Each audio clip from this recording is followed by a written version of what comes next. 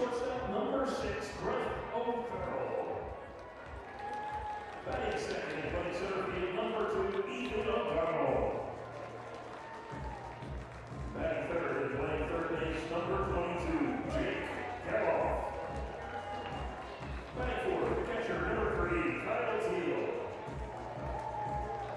Batting fifth and playing first base, number 23, Ethan Anderson. Batting sixth, the designated hitter, number 16, Anthony Stefan. Batting seventh and playing right field, number 8, Casey Saki. Batting eighth and playing second base, number 7, Henry Gata. And batting ninth and playing left field, number 34, Harrison Dillon.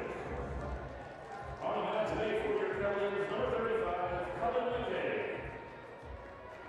In his 20th season, the Cavaliers head coach is Brian O'Connor. He's assisted by Kevin McMullen, Drew Dickinson, and Matt Kirby.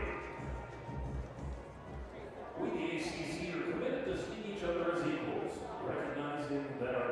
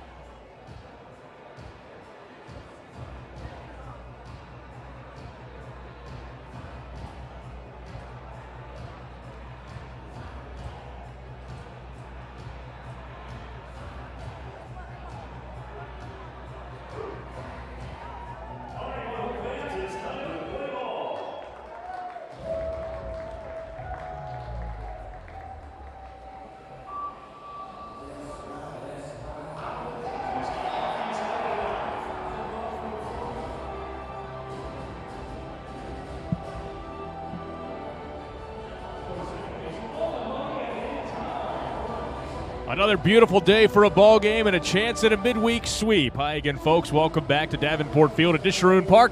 Channing Poole with you, where once again Virginia set for a midweek contest today, hosting the Mount St. Mary's Mountaineers. First time that the Mount has come to Charlottesville since back in 2008.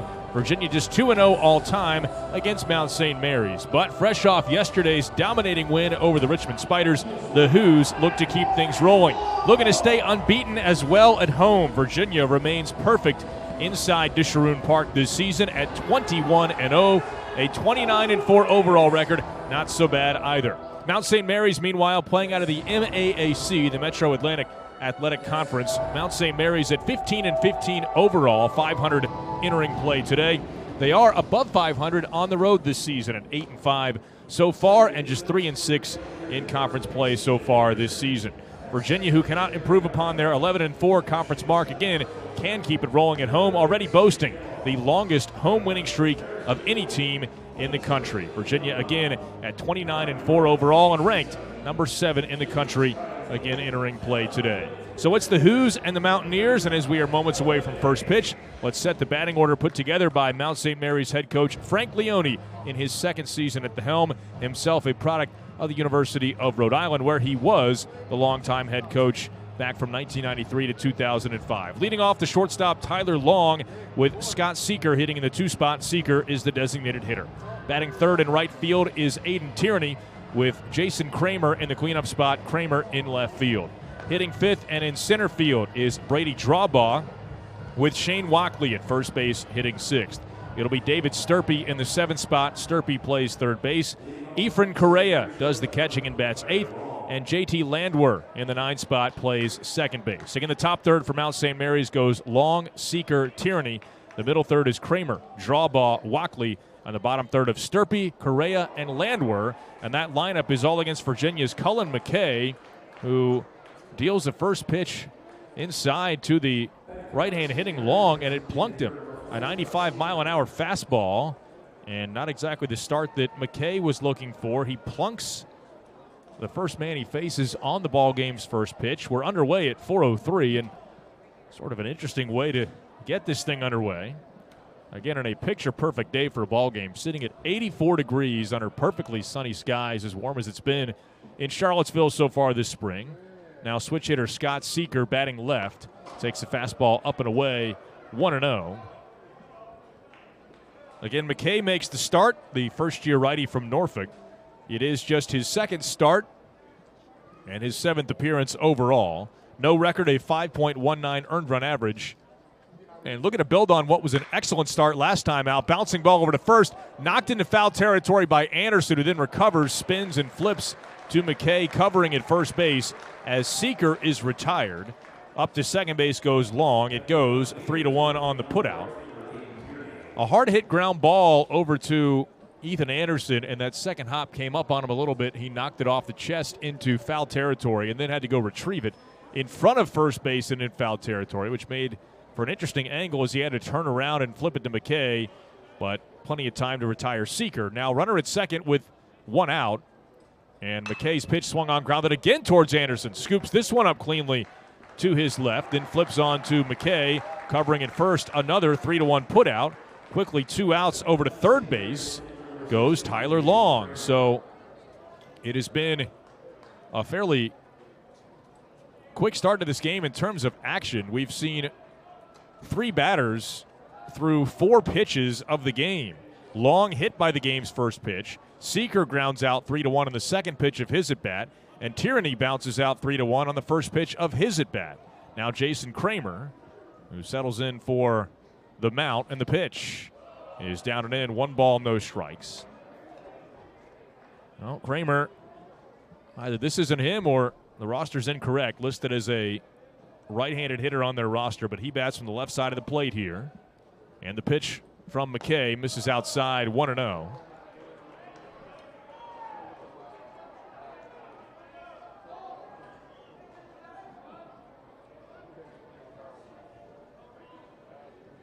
So 2 balls, no strikes on the left-hand hitting Kramer at .355 for the year with 8 homers and 27 runs batted in. And the next pitch swung on and fouled back.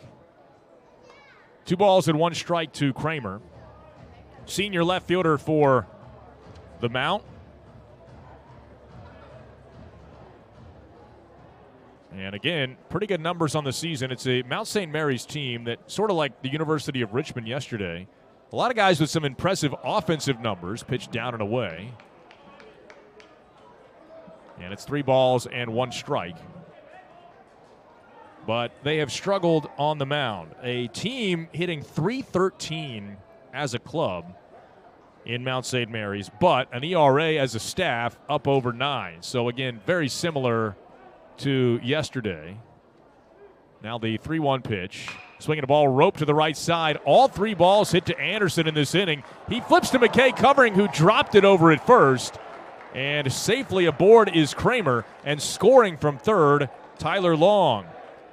Well, at least from this angle, it looked to be an accurate throw from Anderson to McKay covering. And I think he just dropped it on the toss. And that indeed looks to be the case.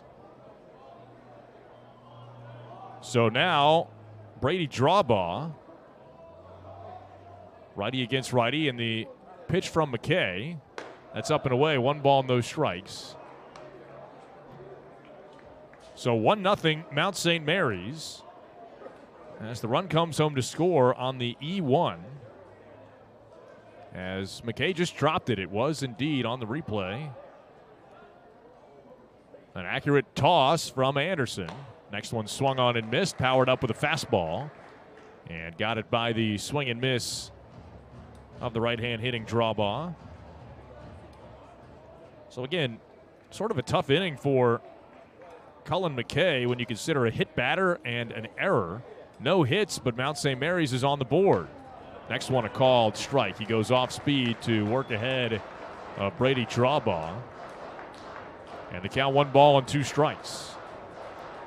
Drawbaugh at .274 for the season. 7 homers, 23 knocked in. Again, Mount St. Mary's hit for average and hit for plenty of power as well. Pitch taken down and away. Check swing, no swing, says Tony Carrilli. And the count 2-2. Defensively for Virginia, Kyle Teal, the catcher and battery mate for Cullen McKay. The infield third to first of Jake Geloff at third. Griff O'Farrell, the shortstop.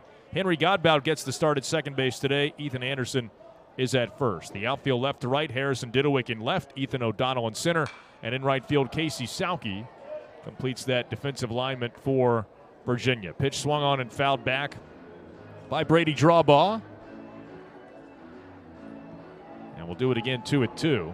Sticking with the hard stuff, 95 just off the outside corner from Cullen McKay. 2 balls, 2 strikes. Righty deals. Runner bluffs to go from first, and the pitch misses off the outside corner. And that will run the count full, so now Kramer will indeed be off with the pitch for the Mount. 2 outs, runner at first base, 1-0 Mount St. Mary's in this top half of the first inning, just underway. The set from McKay, the righty deals. Runner goes. Pitch swung on and skied. Left center field, O'Donnell racing back. That ball has some carry. He turns and watches. It's off the wall and just above the yellow line. It hit off the batter's eye, and that is a 2-run homer for Mount St. Mary's. My goodness, Brady Drawbaugh with a loud home run to just to the left of straightaway center field. To the left of the 404 sign, 3-0 Mount St. Mary's. And while all 3 of the runs that will score in the inning are unearned because of the error that should have completed the frame, nevertheless, a big inning for Mount St. Mary's. Drawbaugh with his 8th home run of the year, and RBIs numbers 24 and 25. And now a swing and a miss from Shane Walkley. And the count 0-1. So Long, Kramer, and Drawbaugh have all scored in the inning, and that home run, the first hit of the day for Mount St. Mary's. Fastball misses up and away. 1 ball, 1 strike to Walkley. Junior first baseman bats from the left side of the plate against McKay. And the 1-1 from the full windup. Swing and a foul tip off his front foot. And the count 1-2. Well, Again, the inning extending on the ground ball from Kramer. After the hit batter to lead off the inning, 3 consecutive ground balls at the first baseman, Anderson. The next pitch on the way, lined over the head of the second baseman, Godbout, in short right field, as Walkley hits it into the teeth of the shift but comes away with a base hit. And David Sturpey is going to be the 7th man to bat in this top of the first inning for the Mount. And McKay, who, as per usual, has been 94, 95 with the fastball, but he has run into some trouble in this first inning. And again, a 3-0 Mountaineers lead. And Drew Dickinson going to go and chat with Colin McKay. Again, his last time out against Liberty, he was excellent. 3 innings of scoreless baseball in the win over the Flames. 3 innings, just 2 hits, no walks, 6 strikeouts. The innings total, the strikeouts, and 51 pitches thrown were all season highs for McKay. But his next start, he has run into some trouble in the first inning. And although all 3 runs, again, unearned, I don't think that makes it feel any better for McKay, who now has the visit with pitching coach Drew Dickinson broken up by home plate ump Kevin Sweeney. Now Virginia trying to get through this top of the first inning. David Sturpey is the batter following the visit from Coach Dickinson. 3 runs on 2 hits. There is a runner at first base with 2 outs. 1 run scoring on the E1. 2 runs scoring on Brady Drawbaw's home run.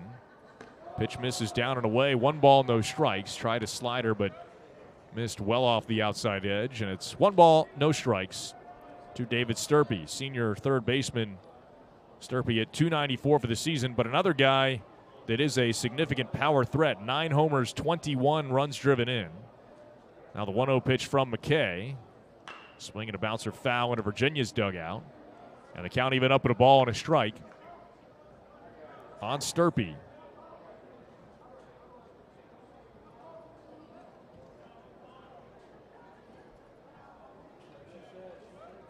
Two outs, runner at first base. McKay draws set at the belt. First year righty kicks, deals. Runner bluffs to go from first. Fastball misses high. And it's 2 balls and 1 strike. Out of Maury High School in Norfolk, McKay, 6'1", 210-pound righty. The number 2 right-handed pitching recruit in the state coming out of high school last year. As a senior for the Maury Commodores. Another pitch up and away.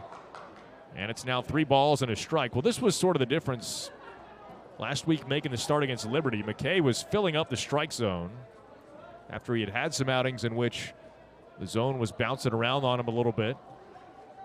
First time he had pitched as a starter is now the next one misses up and in. And that's ball 4.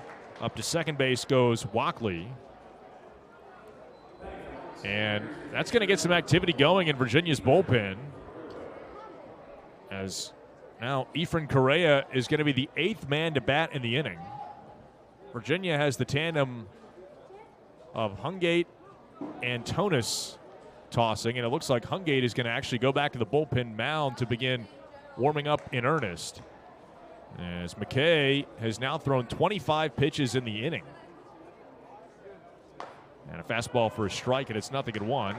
And again, if he is able to make the catch on a fairly routine toss from Ethan Anderson, as he was covering at first on the ground ball. Virginia's out of the inning 4 batters ago, and with no runs across for the Mount.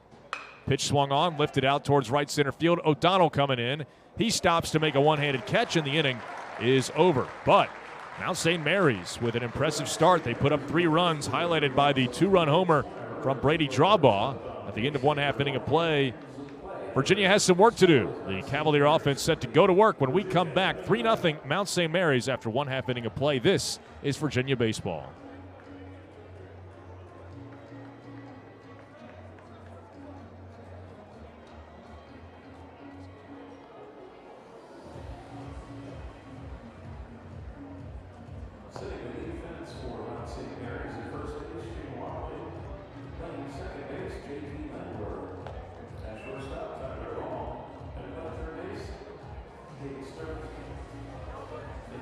Jason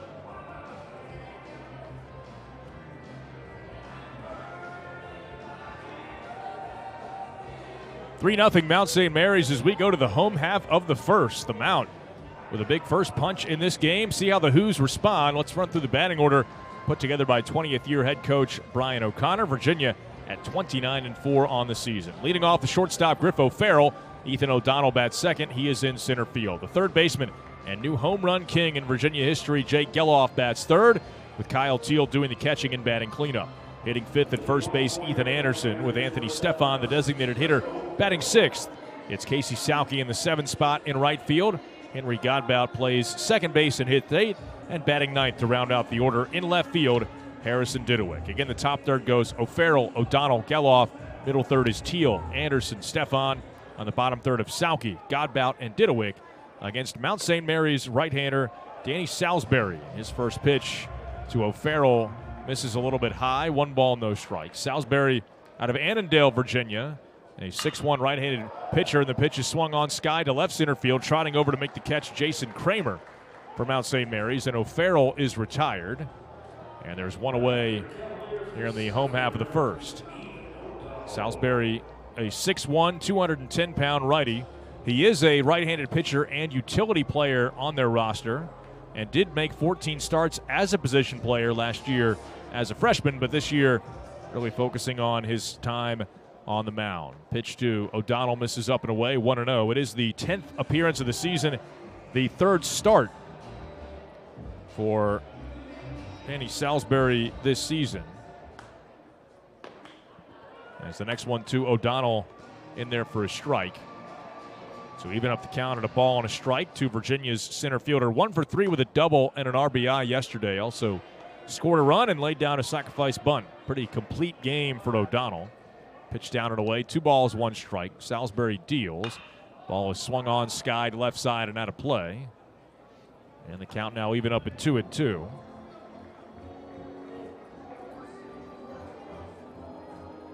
An ERA of 7.66 for the right-hander Danny Salisbury. And his 2-2 now. O'Donnell takes inside. 3 balls, 2 strikes. Former Annandale High School Atom, Danny Salisbury. And now the payoff. O'Donnell takes down and in. That's ball 4. So a 1-out walk. Virginia has its first base runner of the ball game. And now Jake Geloff to the plate.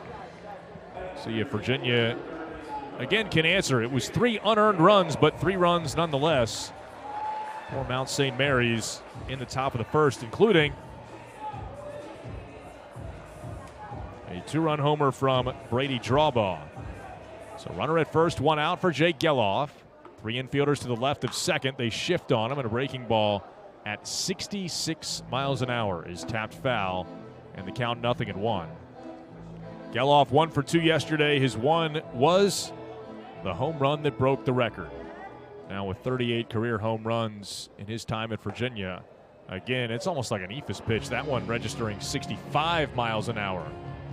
And missing up and in. 1 ball, 1 strike. Now to Geloff. On base 3 times yesterday. A homer, a walk, and a hit by pitch. And again, just sticking with the slow stuff, but Salisbury misses upstairs. 2 balls and 1 strike. Snap throw down to first by the catcher, Efren Correa, behind O'Donnell at first, but he's back in fairly easily. 1 out, runner at first base. The pitch down and away. 3 balls and 1 strike to Jake Geloff. This season, 22 1/3 innings for Salisbury. Only 8 strikeouts, but also only 6 walks. So more strikeouts than walks, but not a whole lot of either. And the pitch to Geloff outside. That's ball 4. So never threw him a fastball, and also only threw him 1 strike.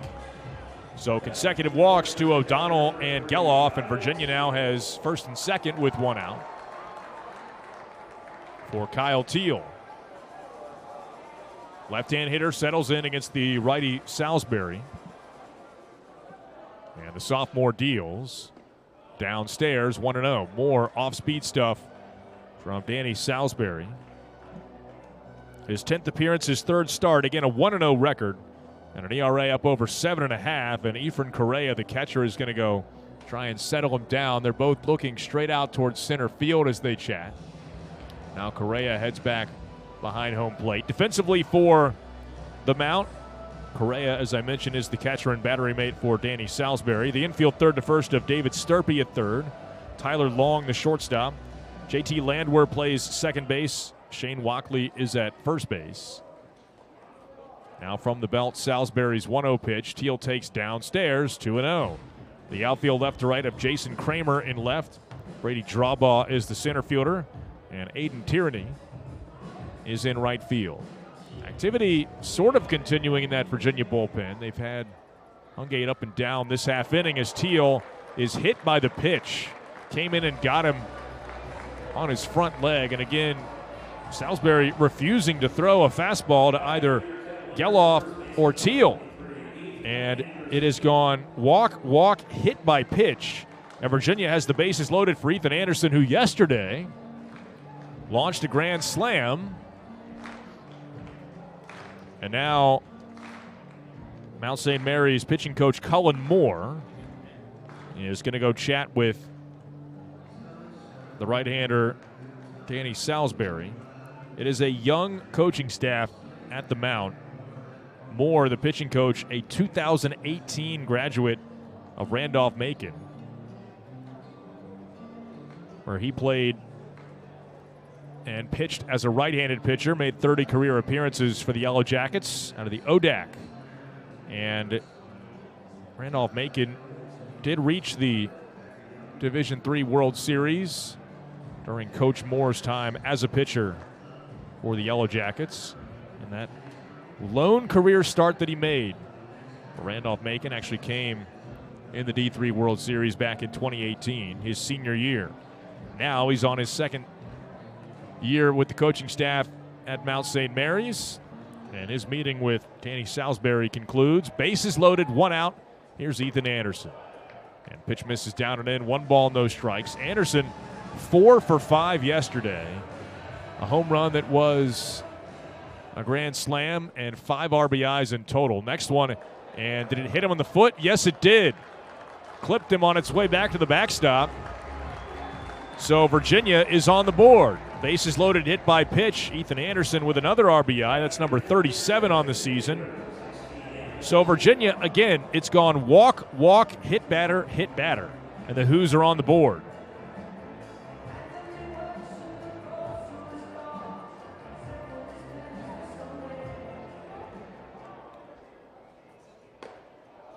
And Stefan now for Virginia takes a called strike, 0-1. And that'll get a right-hander up and throwing in the Mount St. Mary's bullpen. Unsurprisingly, next pitch to Stefan floats outside. 1 ball, 1 strike. So now Salisbury is at 20 pitches for the game, and he has thrown 4 strikes. The 1-1. Stefan swings, skies it down the left field line, slicing and foul, so make it 5. That one's up onto the berm. 1 ball, 2 strikes the count now. Stefan batting, bases loaded, 1 out. The Hoos trail 3-1, but a golden opportunity to push a little closer here. Stefan takes inside. 2 balls, 2 strikes. Stefan yesterday, 1 for 3 with a run scored. The 2-2 pitch now. That one bounced in. I think he tried a changeup, but it skipped out in front of the plate. And the count is full at 3-2. Obviously no place to put him. Right-hander continues to throw in the bullpen. Salisbury deals, and that's taken inside, ball 4. The Hoos have walked in run number 2. Geloff scores from third, RBI for Anthony Stefan on the bases loaded walk. Danny Salisbury has now put 5 consecutive hitters on base, and I think that's going to do it for him. And they have made the signal to the bullpen, as indeed that is all she wrote for Danny Salisbury. He records the first out on a fly out to left field, and then it goes walk, hit batter, walk. And just like that, his day is done. Mount St. Mary's 3, Virginia 2, and the Wahoos still with the bases loaded and just 1 out in the inning are set to send Casey Sauke to the plate when we come back. We'll tell you about the new pitcher for Mount St. Mary's as well. This is Virginia baseball.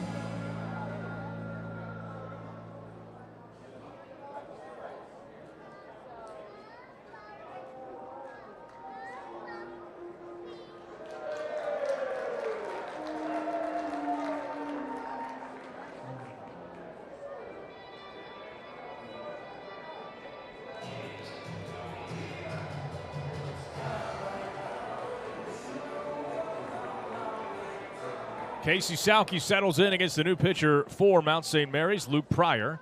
Senior right-hander from Middletown, Maryland, deals a called strike with a fastball. And it's 0-1 on Salke. The 15th appearance of the season for Pryor, most on the staff for the Mount. Righty deals and misses inside, 1 ball and 1 strike. Senior righty, 14 appearances, 4 starts, an 0-4 record, and a 9.55 earned run average. Bases loaded, still just 1 out. Salke takes a slider low. And the count 2 balls and 1 strike. Virginia with 2 runs home in the inning already have the bases loaded and just 1 out. And the pitch from Pryor. Swinging a ball lifted down the left field line. That ball towards the corner. It is a fair ball and off of the wall. 1 run is in as Teal scores from third. Anderson right behind him to score from second. Over to third base goes Anthony Stefan. Just like that, the Who's have jumped in front. 2 RBI double off the wall for Casey Salke. RBIs numbers 26 and 27 of the year on his 8th double. Virginia 4, Mount St. Mary's 3.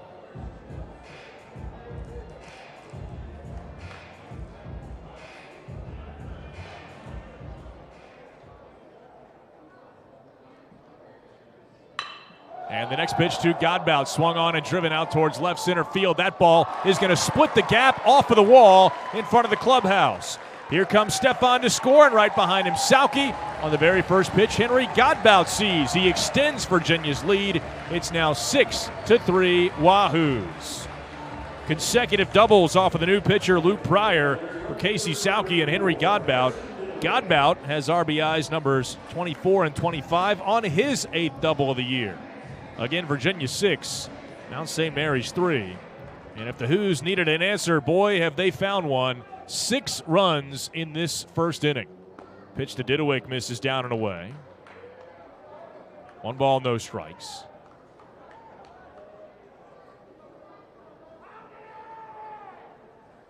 And Pryor's next pitch swung on and skied. Shallow left center field. Who's going to take charge for the mound? It looks like the left fielder, a long way to go to get to it, but Jason Kramer ultimately calls off the center fielder draw ball. And now back to the top of the order. Griff O'Farrell, Virginia, has batted around in this first inning.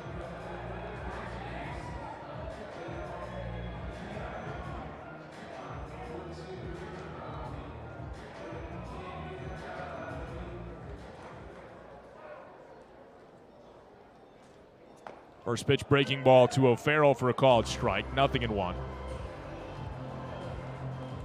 O'Farrell started the inning fairly harmlessly against Tanny Salisbury by flying to left. Ended up being the 1 out that Salisbury would record. 0-1 bounces in and skips away from the catcher Correa. Over to third base goes Henry Godbout. So wild pitch to put a man back at third base.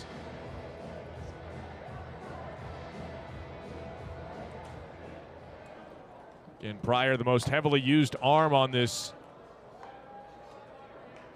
Mount St. Mary's staff. He pitched in 2 of the 3 games over the weekend against Marist, including 3 1/3 on Sunday. Next one, hard hit off the glove of the diving second baseman Landwehr into left field for a base hit. Griff O'Farrell tacks on another one. Virginia has its 7th run of the inning as Henry Godbout comes home to score from third base. 7-3 Wahoos in the first. A combined 10 runs from the 2 offenses in the first inning of today's game.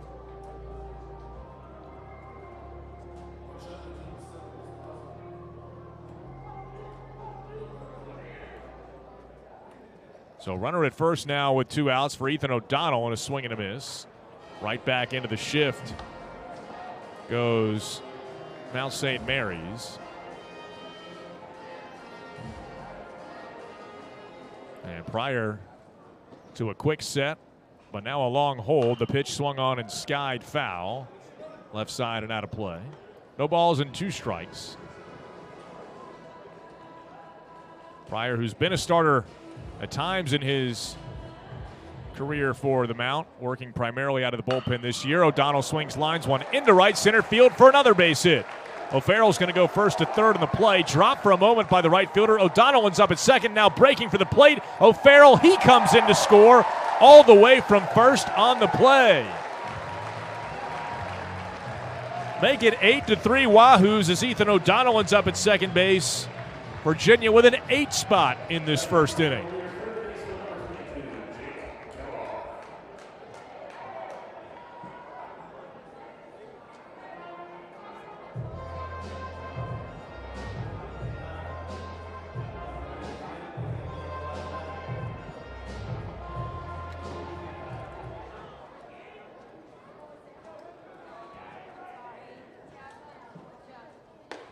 Now Jake Geloff for Virginia, and he takes the first pitch up high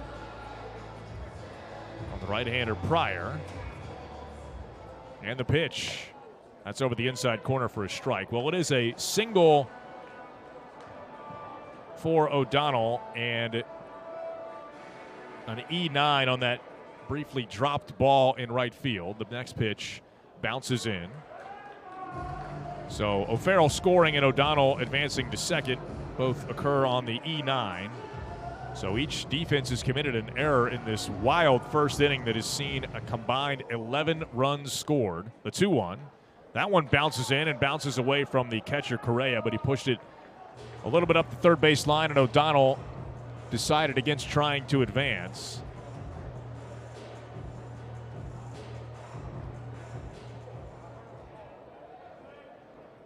Now the next one to Geloff. Swinging a ball skied way up in the air left side. Kramer crossing over into foul territory and out, circling back, and He did not catch it, but it is a foul ball. That's a big league fly ball if I've ever seen one, and Kramer could not track it into the glove, so the inning will continue. And he was right there, but just couldn't snag it. But he's lucky that that ball landed just to the left of the chalk. Otherwise, Virginia has got another run home. So now Luke Pryor continuing to work. Righty set at the belt. And his pitch to Geloff rolled out towards the left side of the infield. Who's going to take charge? It's the shortstop cutting in front of the second baseman and drops it. They had three infielders on the left of the second base bag, and the shortstop, Tyler Long, cut in front of second baseman JT Landwehr, but he just dropped it.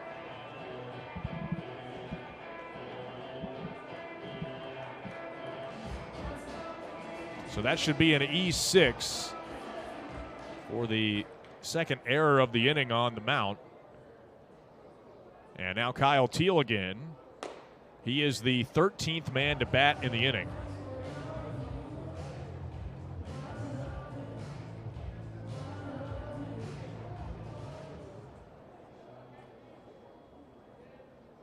And the next one bounced foul up the third base line.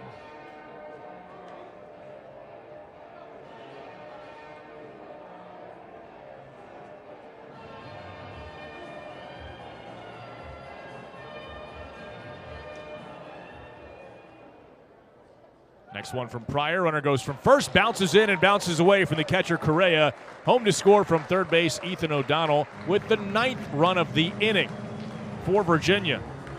9-3 Hoos, still in the bottom of the first. And up to second on the wild pitch goes Jake Geloff. Now the next one from Pryor. Swing and a ball lifted foul, left side and out of play.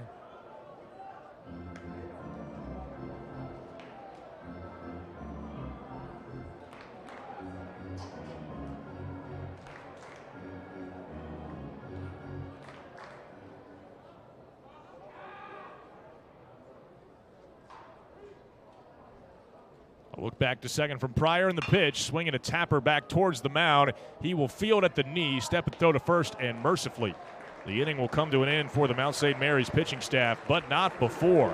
Virginia sends 13 men to the plate. 9 of them come home and score at the end of one complete. That's right, just one inning behind us, and Virginia has jumped in front of Mount St. Mary's by a 9-3 score. This is Virginia baseball.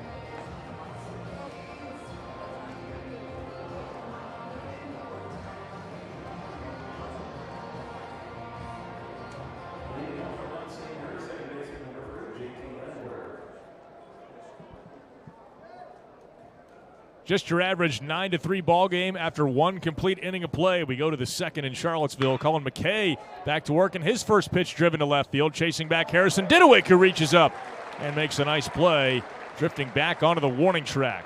That ball off the bat of the 9-spot hitter, JT Landwehr. Just in case you needed any reminder that Mount St. Mary's can swing it a little bit as well. So a loud out number 1 as Landwehr is retired, now back at the top of the lineup, and Tyler Long for Mount St. Mary's. McKay back into the windup, the pitch. Look out. Fastball up and in around the helmet of Long, who leans back out of the way. And it can't be too comfortable for Long, who was hit by a pitch his first time up on a ball that ran up around the shoulder. Now the 1-0 from McKay. Swing and a foul ball back. And the count even up at a ball and a strike to the Mount St. Mary's shortstop. He came around and scored on the E1 that allowed Kramer to reach. After Kramer, the next batter, Drawbaugh, launched a 2-run homer. That's how Mount St. Mary's got their 3 runs in the first. Breaking ball for a strike. Virginia, meanwhile, answers with 9 runs on 4 hits, assisted by a couple of Mount St. Mary's errors, and also 3 walks and 2 hit batters. Fastball misses high, and it's 2-2. Virginia sent 13 men to the plate. And again, lead it by a 9-3 score. The next pitch from the right-hander, Cullen McKay, is in there. Strike 3 called. First strike out of the ball game for McKay as the first year sets down Tyler Long, and there's quickly 2 outs in this second inning. Now Scott Seeker will come to the plate. Redshirt junior switch hitter batting left against the right-hander McKay. Well, would be a nice time for a bounce-back inning for McKay, especially after the offense just gifted you a 9 spot. And the pitch outside, 1-0. He did have to throw 27 pitches in the first. And the next one from McKay. Over the outside corner, called a strike. And the count even up at a ball and a strike to Scott Seeker. JUCO transfer from Western Oklahoma State Community College. An Ohio native, Scott Seeker. That's outside, 2 balls, 1 strike. Spent his freshman year at Sinclair Community College near his hometown in Dayton, Ohio. Following year at the College of San Mateo out in California. And then last year at Western Oklahoma State. Pitch is swung on skied to straightaway left field. Didowick shading his eyes from the sun, makes a one-handed catch, and just what Cullen McKay needed. A nice 1-2-3 bounce-back inning for the first year, who posts the shutdown inning as well. The end of 1.5 in Charlottesville. Virginia 9, Mount St. Mary's 3. This is Virginia baseball.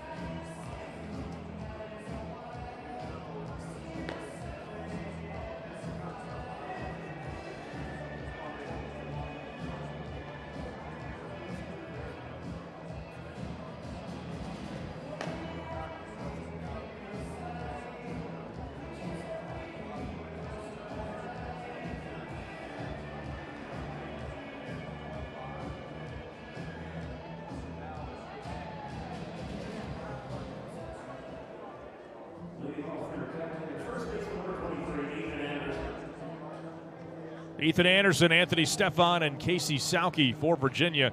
Scheduled batters to face Luke Pryor, who remains on for the Mount. We go to the home half of the second inning. 9-3 Hoos. Virginia sending 13 men to the plate in the first inning, and 9 of them came around to score. Ethan Anderson takes up and in.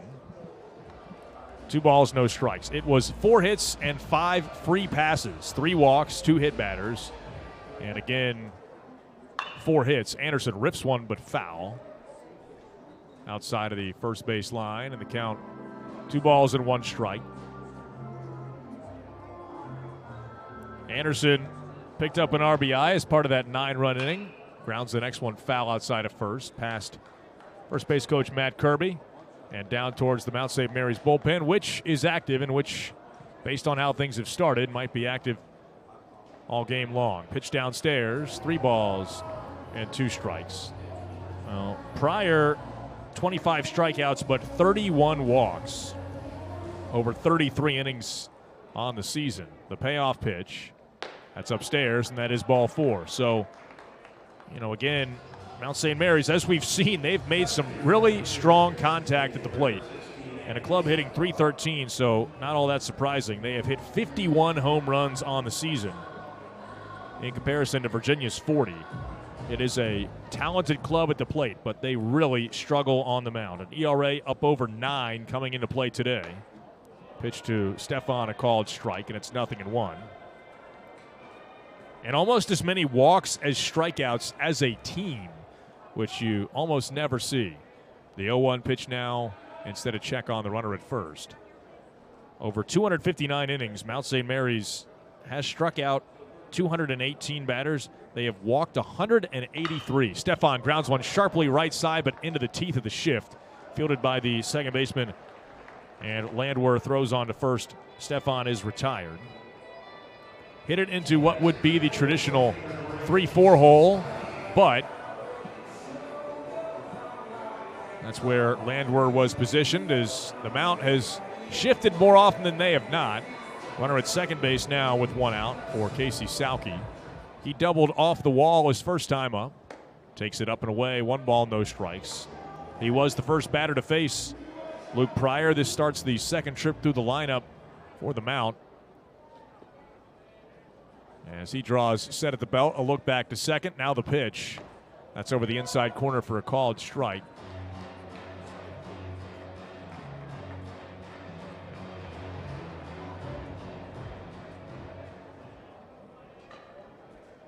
Next pitch from Pryor. Salke swings and pops it up, foul back and out of play. Cam King is the right-hander throwing in the Mount St. Mary's bullpen. Virginia, the white pinstripe uniforms today. White tops with Virginia across the chest in blue block letters with orange trim. White pinstripe pants as well. And the blue cap with the white front quadrant and the blue brim as well. The 1-2. Breaking ball. Strike 3 called. Salke is caught looking. That is the first strikeout for Mount St. Mary's pitching this afternoon. Now Henry Godbout will be the batter. 2 outs and a runner at second base. Anderson, who walked and advanced on Stefan's ground out. Now the pitch. That's up and in. 1 ball, no strikes to Godbout. Godbout doubled off the wall his first time up. It was Salke and Godbout doubling both off of the outfield wall within the first 3 pitches that Luke Pryor had thrown since coming out of the bullpen last inning. 2 balls, no strikes to Godbout. Runner at second base, Anderson, with 2 outs. Virginia 9, Mount St. Mary's 3. We are in the second inning. The pitch. Swinging a ground ball back to the mound, but speared by the right-hander Pryor, reaching back across his chest to field it. Trots over, flips to first, and the inning is over. So Virginia held quiet.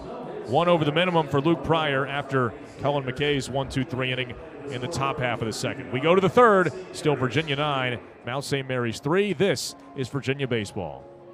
Coming out to Scott Stadium for the spring football game this Saturday, April 15th, before baseball takes on. Come early for the Fan Fest in the East parking lot, featuring live music, inflatables, face painter, photo booth, and more. Fan Fest starts at 11 a.m. and the game starts at 2 p.m. and admission is free.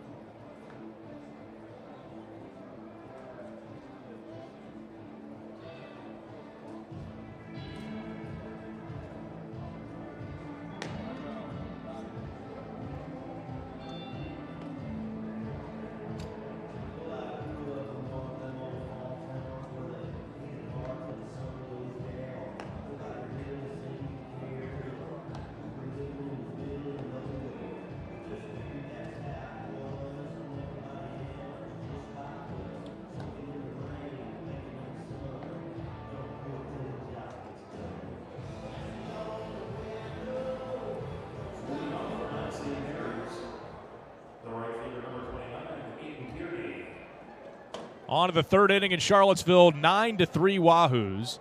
Mount St. Mary's back to the plate with the heart of the order. Aiden Tierney, Jason Kramer, and Brady Drawbaugh against the right-hander McKay in the pitch. That misses up and in, 1 ball, no strikes.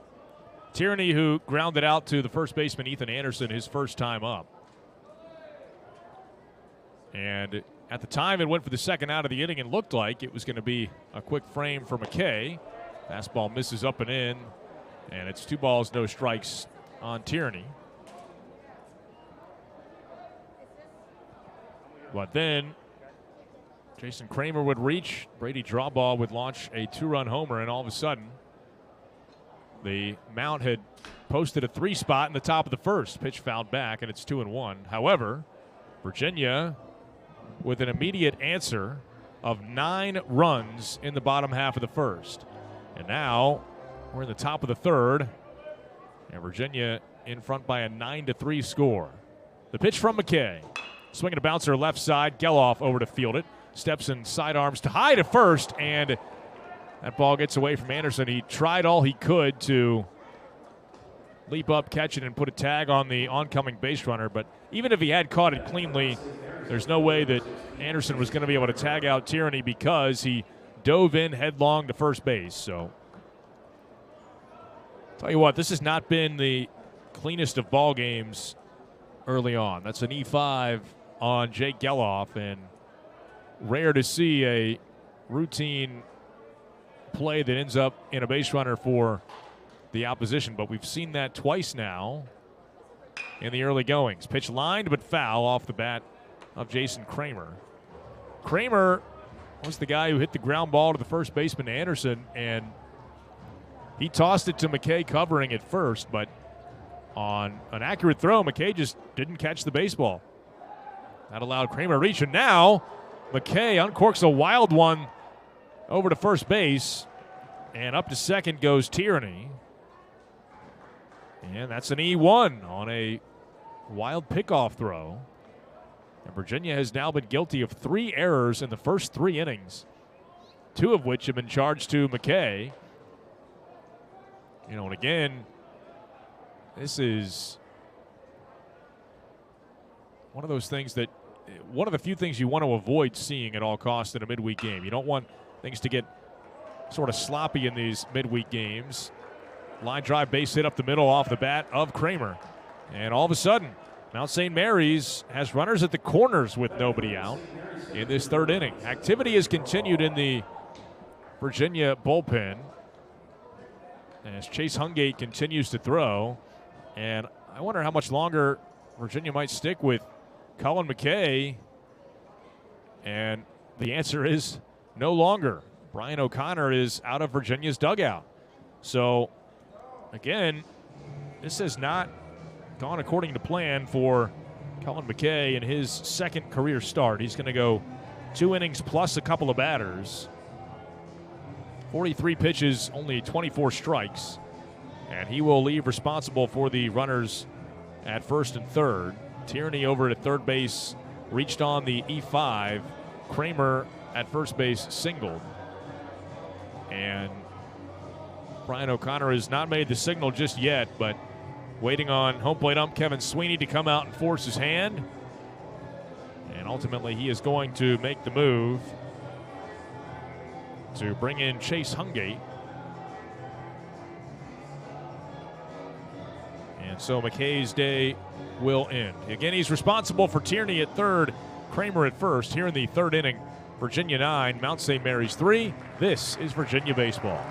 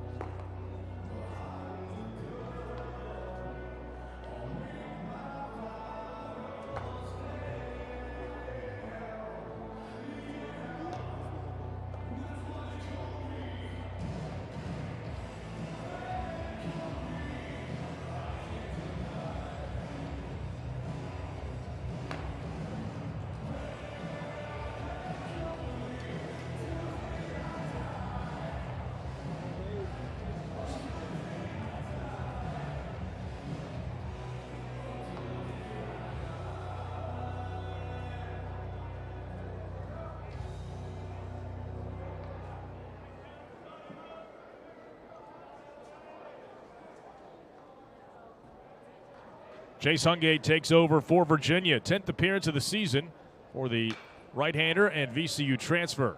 And Hungate's first pitch fouled back by Brady Strawbaugh. The count is 0-1. Virginia not going to have Cullen McKay face Strawbaugh for a second time as Strawbaugh left the yard for a 2-run homer his first time up. Now a different look against the sidewinder Hungate, who is working for the first time since the Friday game against Miami this past weekend. And he enters the game, runners at the corners, nobody out in this third inning. Virginia 9, Mount St. Mary's 3. And the Mount threatening again. They have Tierney at third, Kramer at first. Again with nobody out in the inning. Hungate from the belt. And the pitch. That's outside. 2 balls and 1 strike. On a fastball that missed away. So McKay, 2 innings plus a couple of batters. He walked 1, struck out 1, allowed 3 hits and 3 runs, all of which were unearned. And the pitch bounced foul.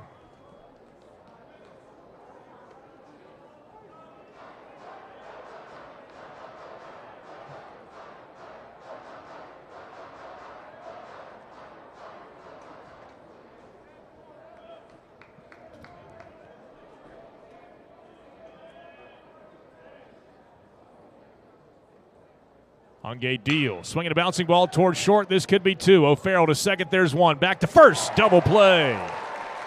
Hungate gets the ground ball. And that is exactly what Virginia needed to settle down the inning. Strawbaugh bounces into the 6-4-3. On the play, Tierney does come home to score from third base. So Virginia's lead is now 9-4, but it's now 2 outs and the base is empty. That'll bring Shane Walkley to the plate. That'll also close the book on McKay as he will allow 4 runs, all unearned, in this game. As the pitch swung on and missed, and 0-1. I don't think that's necessarily going to make him feel a lot better about the way the start went, although it certainly helps the stats. Now Walkley swings and skies one left field, well tagged. Didowick going back. He is up against the wall, and he has room to reach up and make the catch right up against the wall. Walkley gave it a ride, but that is just a long third out.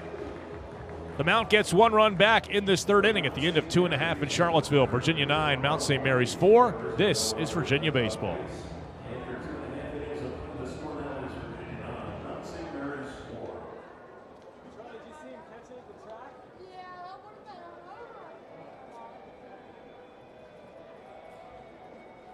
Fans, if you're hungry, we've got a deal for you. Hot dogs are discounted to just $2 today. That's right, hot dogs are discounted to just $2. Make sure you get yours while supplies last.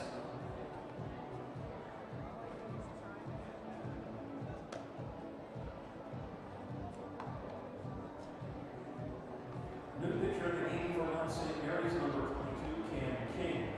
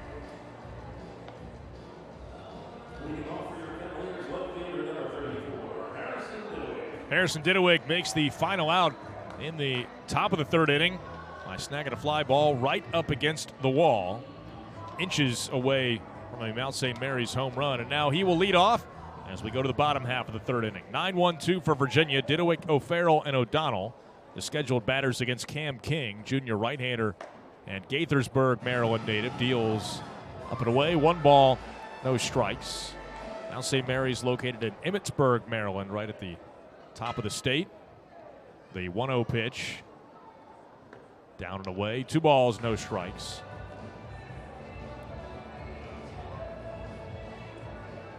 Didewick flied to left field his first time up. In the driver's seat now, the 2-0 pitch.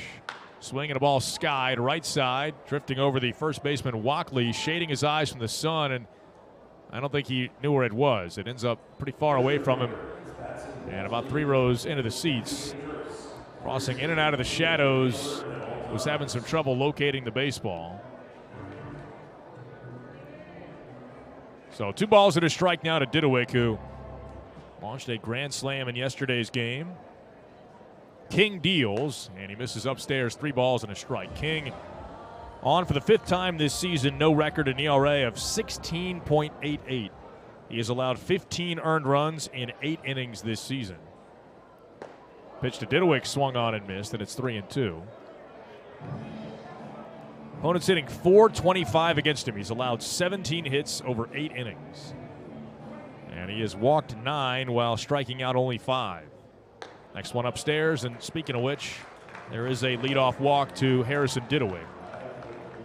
The 5th walk allowed by Mount St. Mary's pitching, and that'll bring Griff O'Farrell to the plate for Virginia.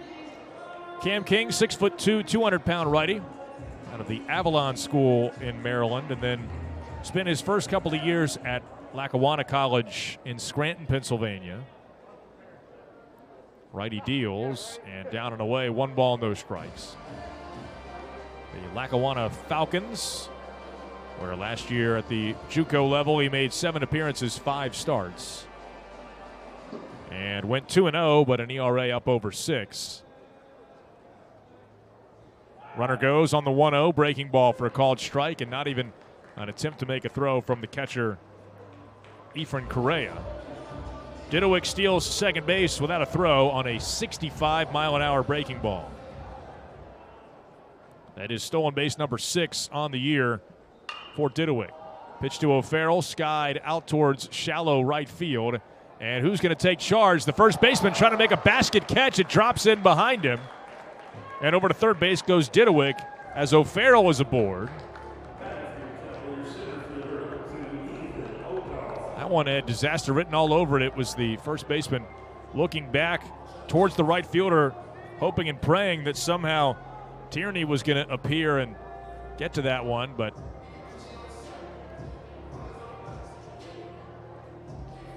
he could not, and that is a base hit for O'Farrell. Now 3 infielders to the right of second. Pitch to O'Donnell is swung on and skied. Fairly deep center field, certainly deep enough to get the run home. As Drawball makes the catch, tagging from third. Didewick, he comes in to score Virginia's 10th run of the afternoon. 10-4 Hoos, they've got that run right back on the sacrifice fly for Ethan O'Donnell, who has RBI number 30 on the season.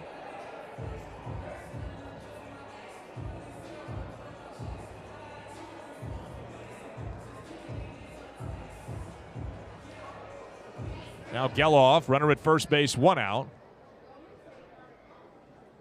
And the pitch, runner goes from first, breaking ball for a strike, throw to second base, bounces in, skips into center field, and quickly back to his feet. O'Farrell is going to advance over to third.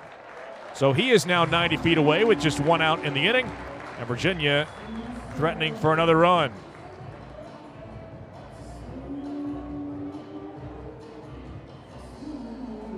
So stolen base and an E2. 8th stolen base in 9 tries for O'Farrell this season. Runner at third base, 1 out, and the pitch now to Geloff. Swing and a miss. Look to launch on a fastball there, and it's 0-2.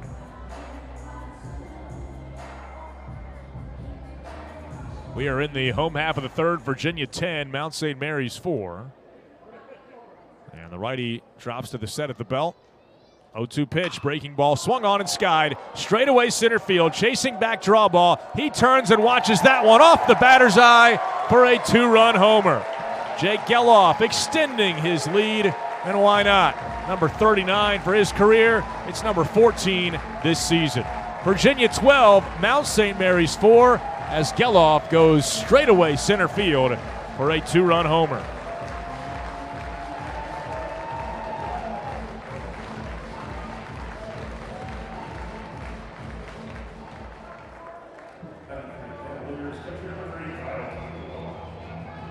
RBIs numbers 55 and 56 of the year for Geloff. Now Kyle Teal. And he takes a breaking ball inside 1-0. So Virginia with 9 in the first and now 3 so far here in the third. And the pitch from King. Swinging a tapper off his front foot. Count even up at a ball and a strike.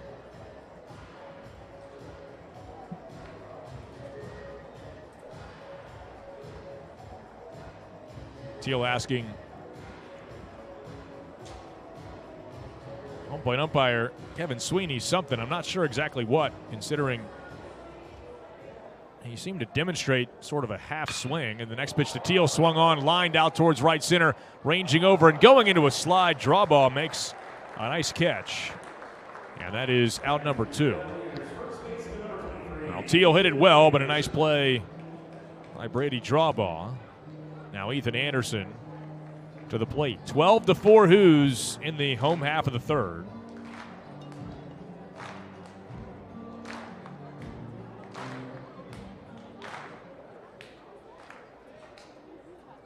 And he swings and skies it on the infield.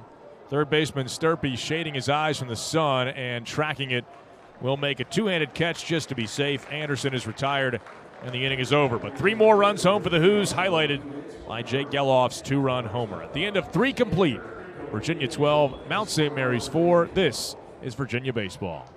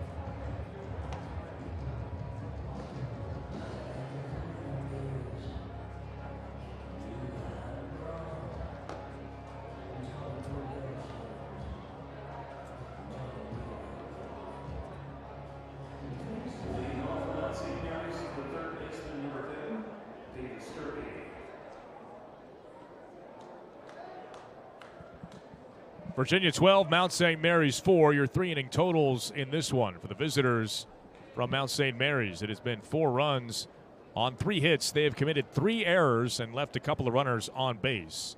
As we go to the 4th, it'll be the bottom third of the lineup. David Sturpey, Efren Correa, and JT Landwehr against the right-hander Chase Hungate, who remains on. His first pitch down. 1 ball, no strikes to David Sturpey, right-hand hitting third baseman. And the pitch. Swinging a ground ball right side. There is Godbout. Fields and throws on to first. Sturpey is retired 4-3. And there's 1 away. Well positioned. Godbout up the middle that time. Ball caught a piece of the side of the mound, but ended up right into the glove of Godbout. Now Efren Correa, switch hitting catcher to the plate for the Mount. For Virginia in this game, 12 runs on just 6 hits. They have also committed 3 errors and have left 2 runners on base. And again, lead at 12-4. Hungate's pitch over the outside corner called a strike, 0-1. Again for the Mount, 4-3-3. And for the Hoos, 12-6-3. The 0-1 now. Swinging a bouncer foul off his front foot. Correa trotting around the home plate circle trying to shake it out. And the count 0-2 on the junior from Elizabeth, New Jersey. 22 starts last year as a sophomore and becoming a more everyday guy this season, making his 24th start of this season. Batting out of the 8th spot in the lineup. And the 0-2 pitch from Hungate. Swinging a roller right side, diving his Godbout, but it's out of his reach. And into right field for a base hit. So a 1-out single for Efren Correa. And now JT Landwehr for the mount. Now, Mount St. Mary's, who moved from the NEC to the MAAC this year. Last year, finishing last out of the 8 teams in the Northeast Conference. There's a called strike, and it's 0-1. And they were picked to finish 8th out of the 11 teams in the MAAC this year by the league's coaches. And again, off to a 15-15 start. 3-6 in conference play. Pitch just inside to Landwehr. So the count even up at a ball and a strike. He lined out to left field his first time up.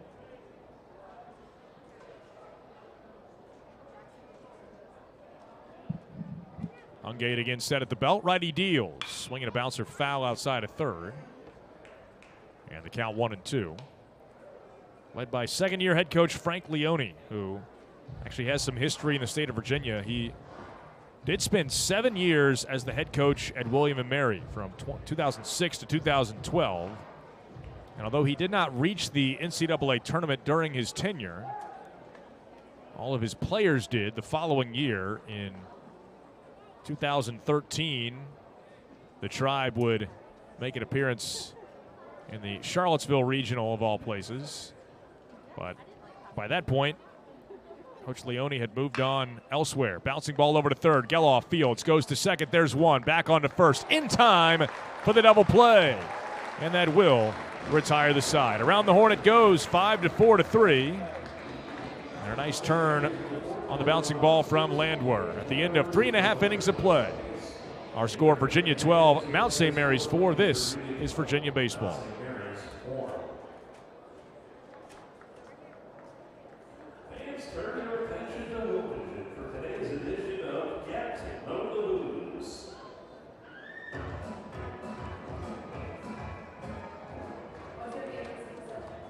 Probably English. Men's or like Dutchess? Zizoli. Probably Thanksgiving is between the record. What's your favorite kind of steak? Cheeseburger. What's the best meal? Yeah. Yes. There's definitely something outside of this world that's it. Oh, giant lizards. I don't know, like, I know dragons. I don't know. Take that. What's your favorite place in the world? My bed. What is your favorite job? Other than sports? Professional sports. Professional sports.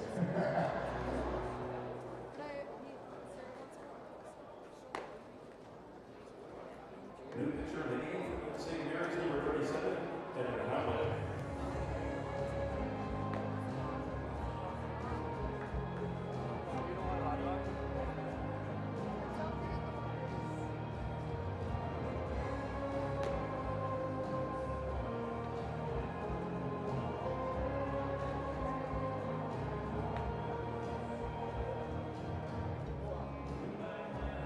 Leading off for your Cavaliers designated hitter, number 16, Anthony Stephan.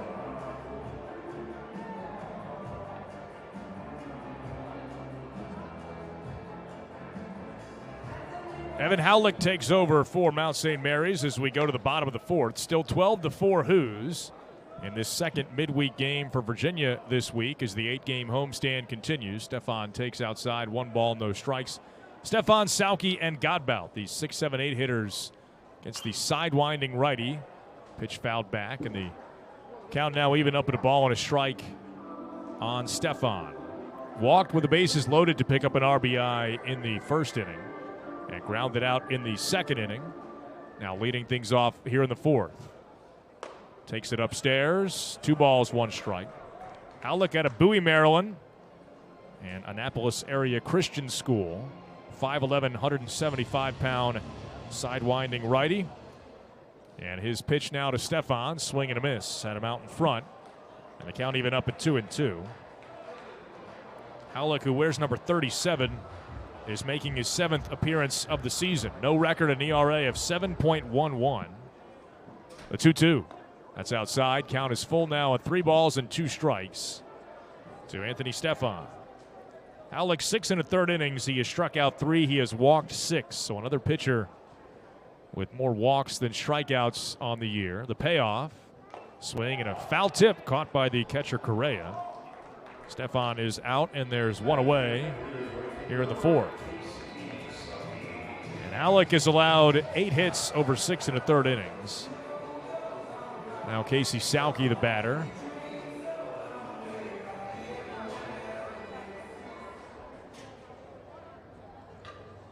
As he will operate right against right and hit in the middle of the back by the very first pitch that he sees from Howlick. So now Henry Godbout for Virginia.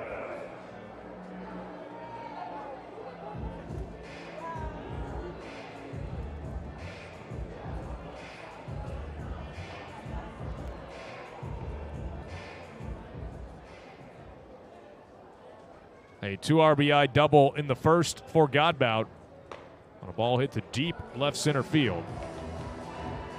Pitch outside, 1-0.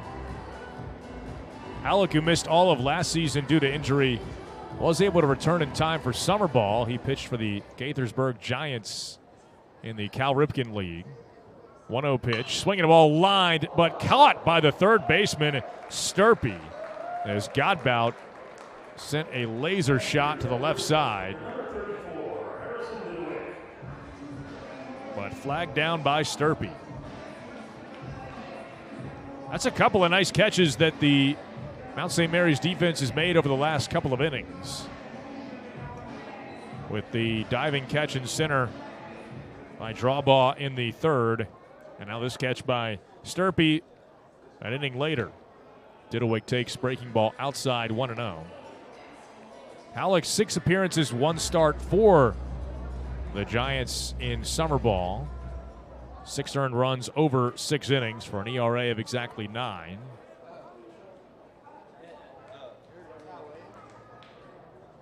One-0 pitch. Runner goes. Pitch outside. Good chance to throw for the catcher, but the ball pops free from the shortstop covering.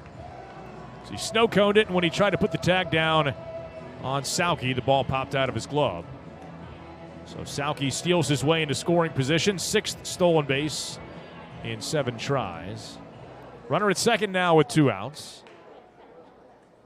Hitters count for Diddlewick, and he takes a called strike on an off-speed pitch over the outside corner.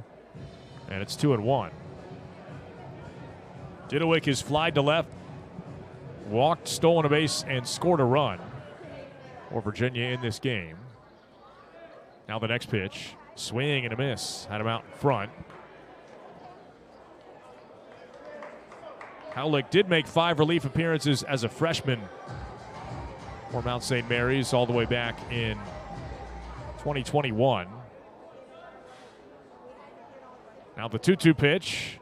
Howlick deals outside. 3 balls, 2 strikes.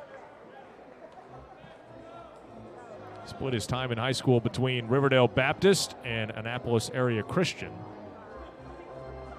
Now a junior right-hander for Mount St. Mary's. Runner at second, 2 outs. Diddlewick swings and misses at the payoff pitch. Out in front of another off-speed pitch, and the inning is over. Virginia leaves a man at second at the end of now 4 complete innings of play. Our score remains Virginia 12, Mount St. Mary's 4. This is Virginia baseball.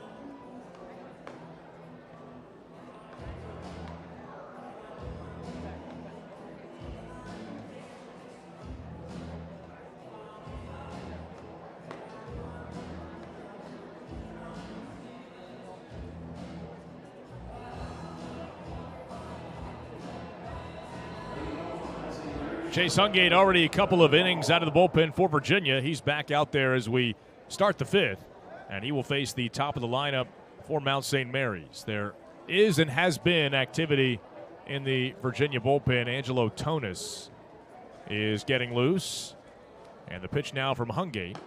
There's a fastball for a called strike, and it's 0-1. Tyler Long, Scott Seeker, and Aiden Tierney. The top third for the Mount. Now the 0-1 pitch from Hungate. Down and away, 1 ball and 1 strike.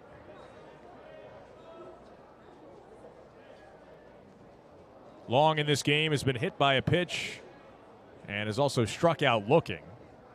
The 1-1. Swinging a tapper right side. Big hop for Anderson. Fields high above his head. Flips to Hungate covering at first. 3-1 in the putout. And there's 1 away. Hungate has been strong. Last time out, allowed a run on 3 hits over an inning against Miami. But of course, ever since that extended outing against Florida State in the opener of that series, it's been a heavier workload for Hungate. And today, his day will be done after 2 1/3 innings of relief. 2 1/3 innings of 1 hit relief, I might add. But with the switch hitting Scott Seeker due, Virginia is going to turn things over to Angelo Tonis. And this will be pitcher number 3 on the day for the Hoos. We will tell you more about the grad transfer when we return. Virginia 12, Mount St. Mary's 4. We are in the top half of the 5th with 1 out and the bases empty. New pitcher for the Hoos. This is Virginia baseball.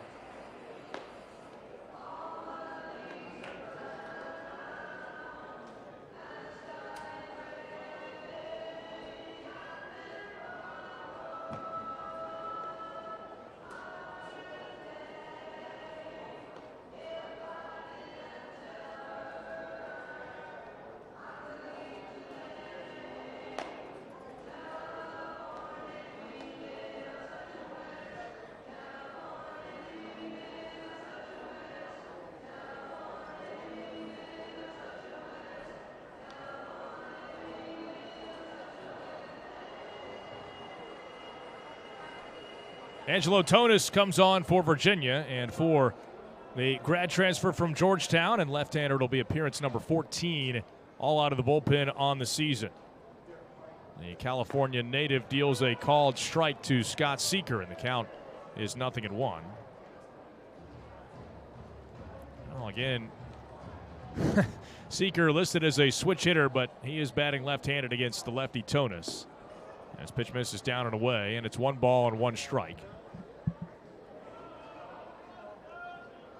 Tonis last worked against Miami in the Saturday win, as he got the win in that 6-5 ball game. A scoreless inning, striking out one of the 3 batters that he faced.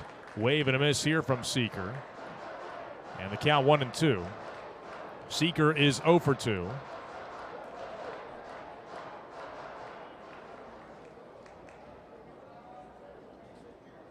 And And the next one bounced in and scooped up off the outside corner.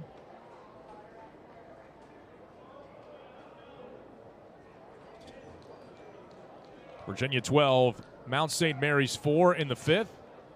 And with one out and the base is empty, here comes the 2-2 from Angelo Tonis. Swinging the ball lined right center field. That's going to split the gap. As over to retrieve it is Ethan O'Donnell. Cuts it off on the warning track. And ultimately, Sauke will fire it back in to the infield.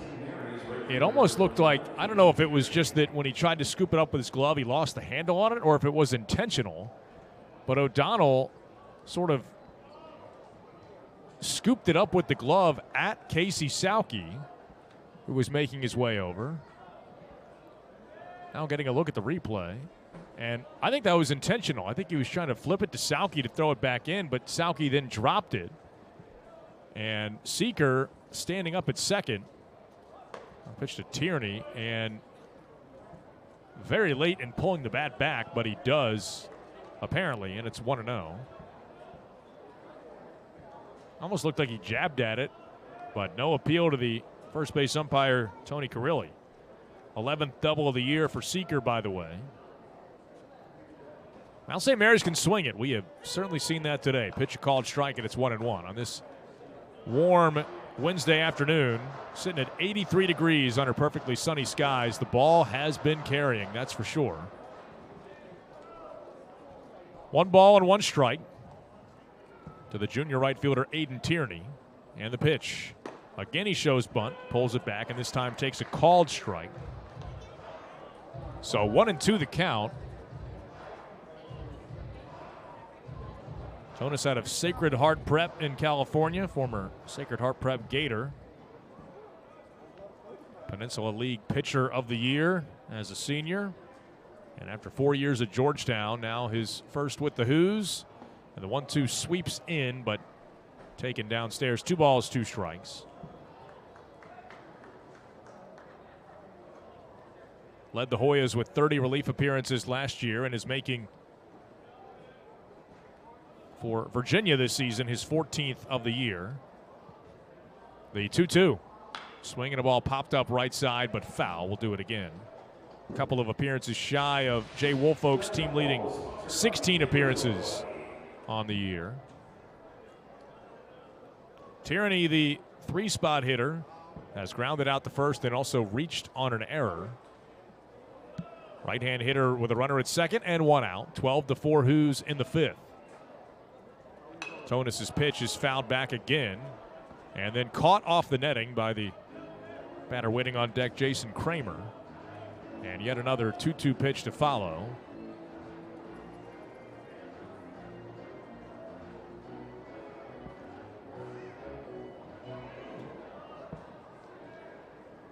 Lefty drops set at the belt. A look back at second base. Now the pitch. Again, bounced foul. Quite the battle between Angelo Tonis and Aiden Tierney. As Mount St. Mary's 3-hole hitter not given in. Tierney out of Fredericksburg and Colonial Forge High School. 5'11" right-handed hitter. Now again the 2-2 from Tonis. Swing, and he just got a piece. And we will do it yet again. Second team all NEC selection last year. Again, Mount St. Mary's moving from the Northeast Conference to the MAAC this year. And he was the lone player to make it to an all-conference team last year from Mount St. Mary's. Next one swung on and fouled away again. And I got to believe Tierney has seen double-digit pitches at this point, maybe more. Tierney, who spent his freshman year at Longwood, 5 games, 3 starts before a season-ending injury in his first and only season with the Lancers. Now the 2-2 pitch. Bounced it in. And the count is full at 3-2. 2 hits and 8 at-bats for the Longwood Lancers, and then transferred to Mount St. Mary's prior to last season, and the Lancers' loss was the Mountaineers' gain. So he's been a very good bat in their lineup. 3-2 pitch. Swing, and he popped it up, foul right side and out of play.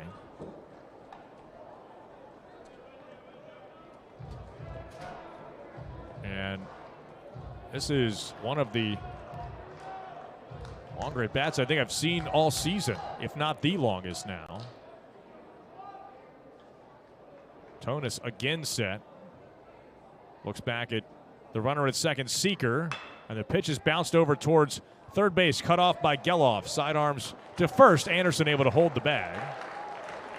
And finally, Tonis wins that battle with Aiden Tierney. And with now 2 outs, that'll get Jason Kramer to the plate. That was a 12-pitch at bat between Tonis and Tierney.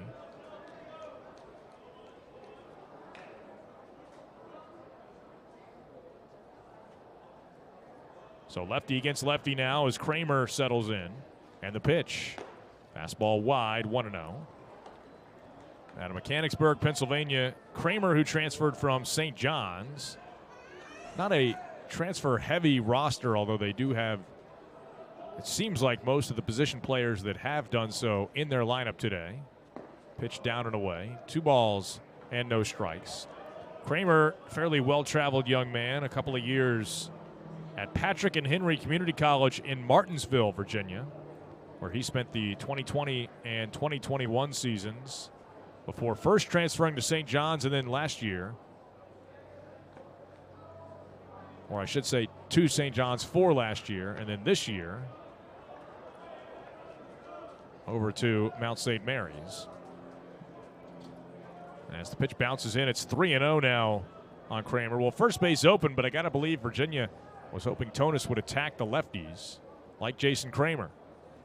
The pitch right there for a strike, 3-1. Virginia 12, Mount St. Mary's 4. A flurry of offense in the first inning. Mount St. Mary's scored 3 times. Virginia answered with 9 runs in the first. The 3-1 pitch. There's strike 2 called. 3 balls, 2 strikes. 2 outs in the inning. And a runner at second base. Chase Hungate got the first out of the inning. Angelo Tonis trying to finish off this 5th inning. And the lefty's payoff pitch. Swinging a ground ball rolled right side. Picked up by Godbout. Taps the glove. Settles and throws on to first. And that will retire the side. At the end of 4.5 innings of play, we are halfway home. Our scores, we go to the bottom of the 5th. Virginia 12, Mount St. Mary's 4. This is Virginia baseball.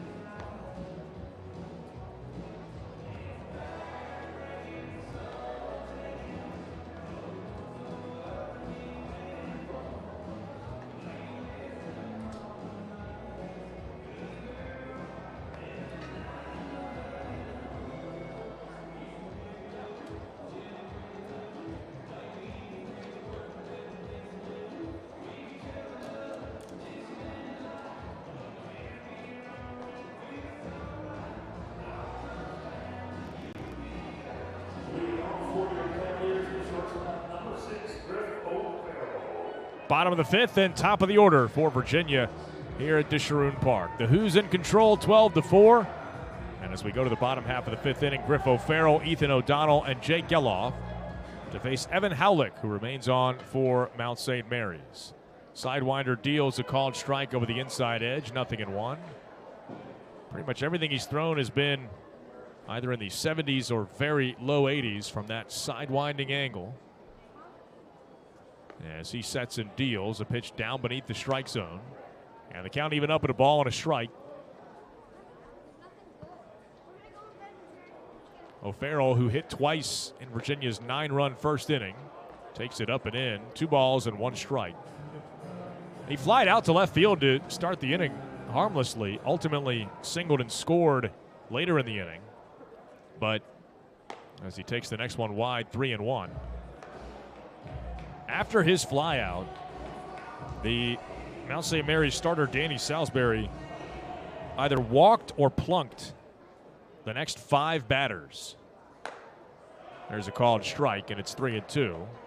And that was his entire outing. He faced 6 batters. He got O'Farrell to fly out. He walked 3 and plunked 2. And his day was done after a third of an inning. O'Farrell a wave and a miss to the breaking ball there. And there's one away in the 5th inning. That is the 3rd strikeout for the right-hander Howlick. Now Ethan O'Donnell for Virginia.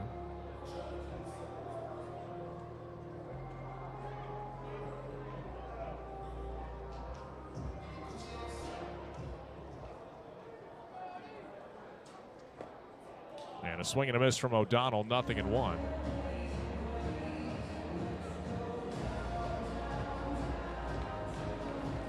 Ethan already has a couple of runs scored today and an RBI. And he takes called strike over the inside edge, 0-2. He has walked, he has singled, and has also picked up a sacrifice fly.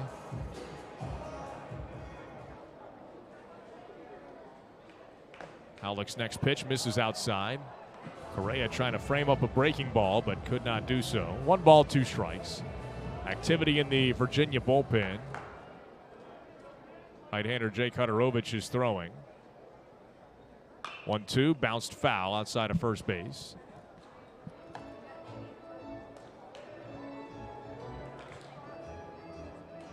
Virginia, the white pinstripe uniforms today. Mount St. Mary's, the bright blue. A light blue with gold trim. Pitch down and away. 2 balls, 2 strikes. Not only the jersey tops, but also the pants as well that are that baby blue. Sort of a shiny light blue, though, not like the powder blues for a Carolina or the Kansas City Royals. It's a little more fluorescent than that. Pitch inside, 3 balls, 2 strikes to Ethan O'Donnell. And now the payoff pitch. And he is hit by the pitch, checked his swing, it got his front hand. They will check with the third base umpire, Mike Mazza, just to be sure, but O'Donnell did not go. So that is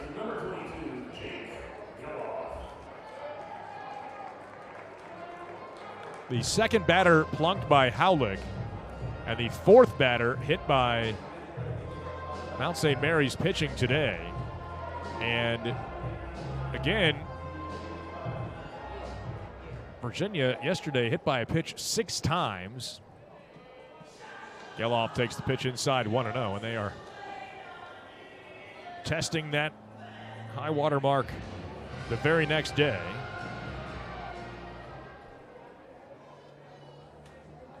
Now the pitch.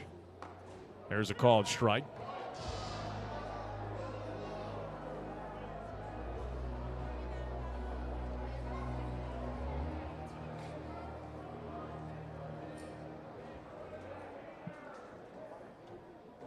Runner goes on the 1-1, taken a little bit high. Throw to second base is not in time, as Ethan O'Donnell is in safely with a stolen base. That is his 9th stolen base in 11 tries.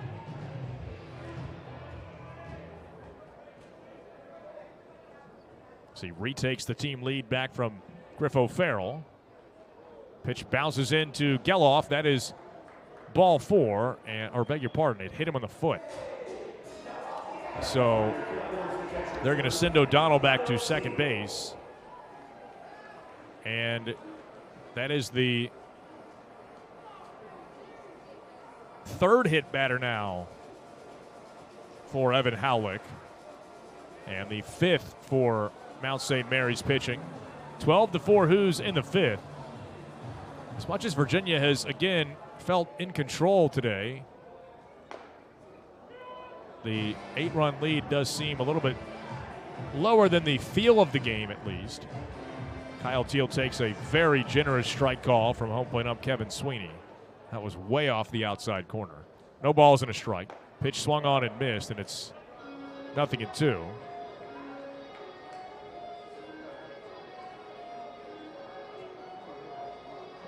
O'Donnell at second, Geloff at first. With 1 out in the inning, Virginia threatening to add on, and again, Kyle Teal at the plate. The 0-2 pitch now. Side armor deals low, and it's 1-2. There's not really been much wind to speak about today, but the ball has definitely traveled with how warm it is today. Probably the first truly hot day we have had at the ballpark this season. First pitch thrown at 84 degrees.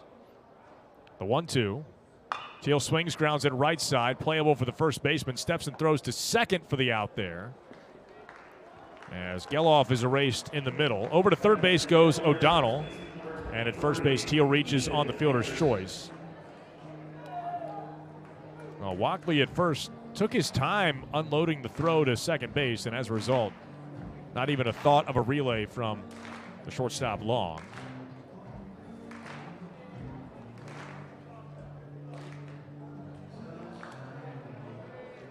Now Ethan Anderson,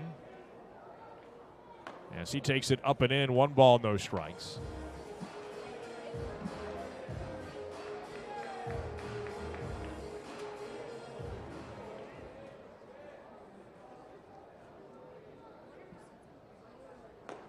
And there's a called strike 2 again, way off the outside corner. Kevin Sweeney in this 5th inning has apparently decided to open things up.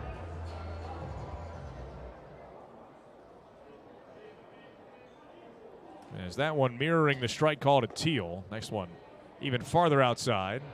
2-1. I mean, we're talking about basically the chalk line of the opposite batter's box, but he's gotten a couple of calls in this inning. 2-1 pitch now. Anderson takes inside. 3 balls and 1 strike. So a hitter's count for Anderson, who picked up an RBI as he was hit by a pitch with the bases loaded in the first. Walked in the second, so he's been on base a couple of times. Runner goes from first, 3-1. Taken inside, that's ball 4. So Kyle Teal up to second. Anderson reaches on the walk, and now Anthony Stefan will bat with 2 outs.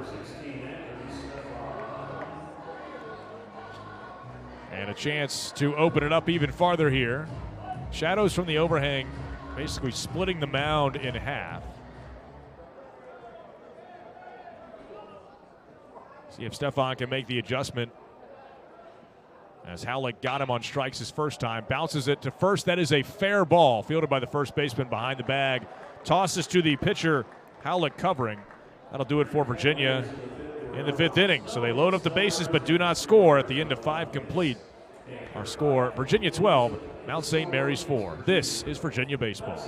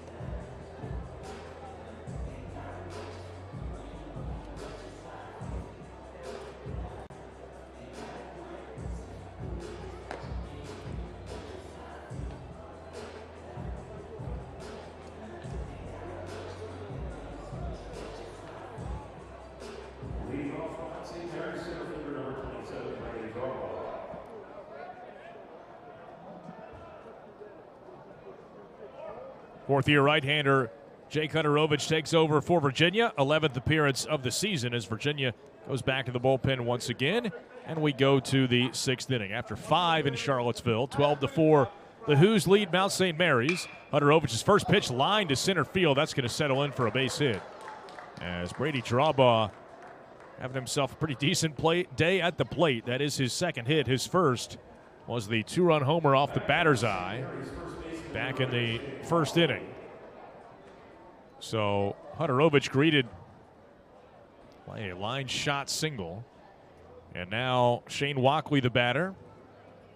Left-hand hitting first baseman against the righty Huderovich as Virginia shifts 3 infielders to the right of second. There is a right-hander throwing now in the Mount St. Mary's bullpen. Pitch to Walkley. That's upstairs, 1-0. Walkley has singled and also flied to left field. So Huderovich, pitcher number 4 on the day for Virginia.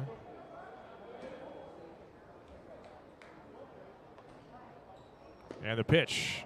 There's a called strike at the knees, 1-1.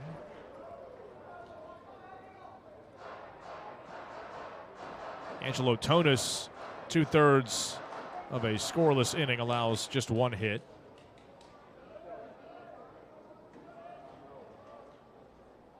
Righty deals, swinging a ball lifted out towards left field again, chasing Didowick back onto the warning track and at the wall. He leaps up and makes the catch. And that is almost a carbon copy of the catch he made earlier in the game on Shane Walkley. That is twice he has hit a ball with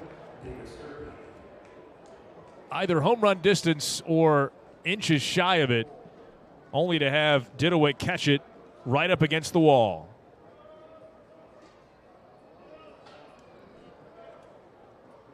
So now with 1 out and a runner at first, David Sturpey is the batter. And the pitch. Slider for a strike, 0-1.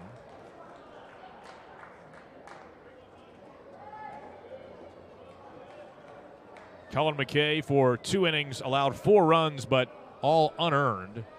Chase Hungate for 2 1/3 innings of scoreless relief. Angelo Tonis for 2/3 of an inning, scoreless. And now Jake Huderovich. Pitch misses a little bit high. 1 ball, 1 strike to David Sturpey. He walked in the first inning, grounded out in the 4th inning, and now to the plate for the 3rd time today.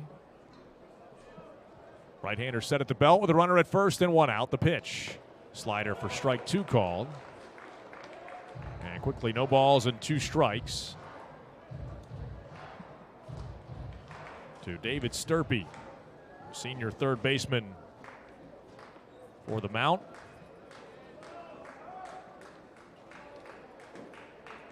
And the pitch. Swing, and he popped him up. Shallow center. O'Donnell coming in on it, shading his eyes, and reaches up to make a one-handed catch. Sturpey is retired. 2 outs, and back to first base goes Brady Drawbaugh. Now Efren Correa.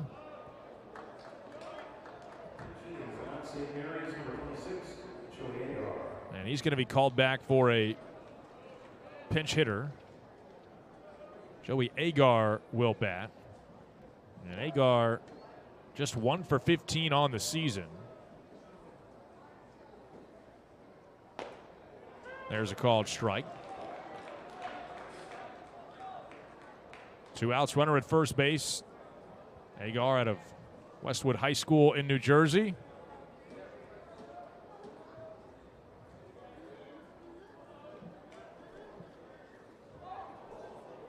And the runner at first, Drawbaugh, trying to time up his jump. Broke a little bit early and ultimately scampers back to first as Huderovich steps off.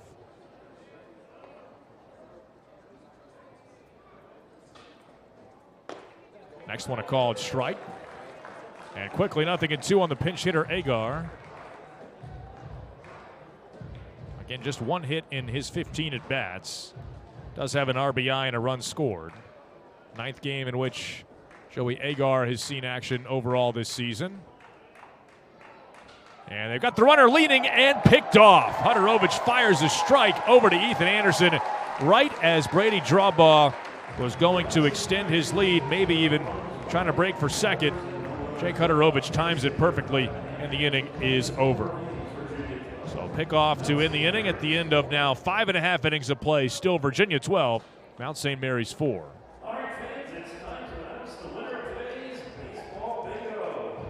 John Katzman, you are today's winner. John, please meet the marketing stand at the table next to the lineup board behind section 108 to claim your prize. Congratulations to John Katzman, today's bingo card winner.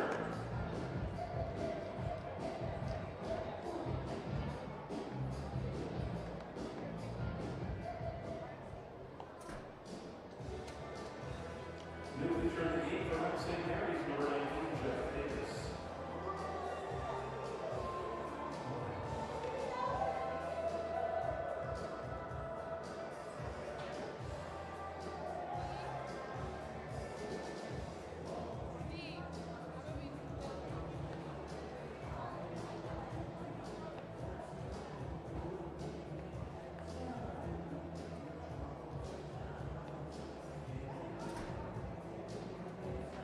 Now catching for Mount St. Mary's, number 26, Joey Hagar.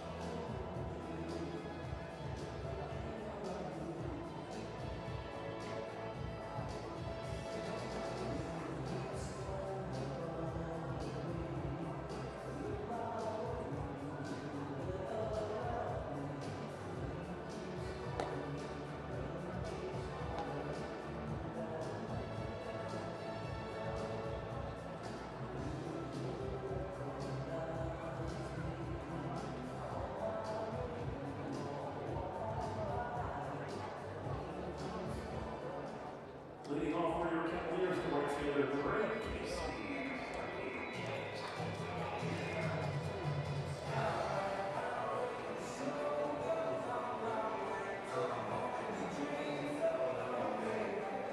New battery for the Mount St. Mary's Mountaineers as we go to the bottom of the 6th.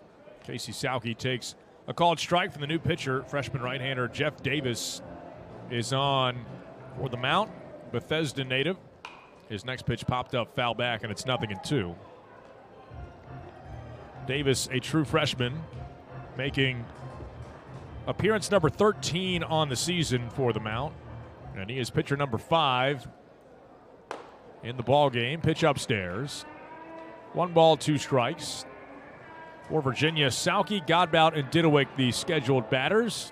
12-4, Virginia in front in the bottom of the 6th inning. And the next pitch, outside, 2-2. Meanwhile, Joey Agar, who pinch hit last half inning, remains on to do the catching. And Sauke fouls it back. Count holds at 2 balls and 2 strikes.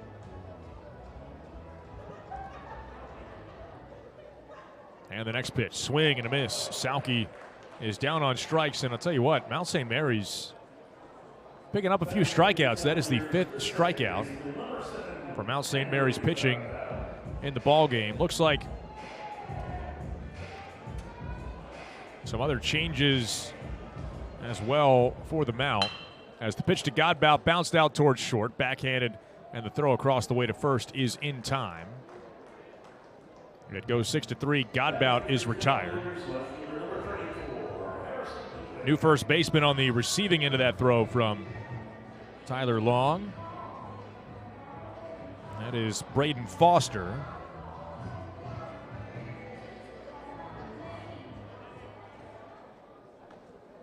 Pitch to Didowick. He's taken outside for ball 1. And another one off the plate, but a little bit low as well. New pitcher, or beg your pardon, new third baseman was going to say, as the new pitcher, Davis deals, and it's fouled back. It's pretty much a wholesale change for Mount St. Mary's in this game. Ty Stecco is now at third base. Another one inside this time, and it's 3 balls and a strike.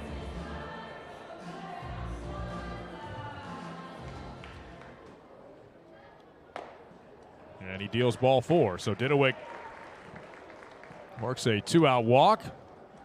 Back at the top of the order in Griff O'Farrell.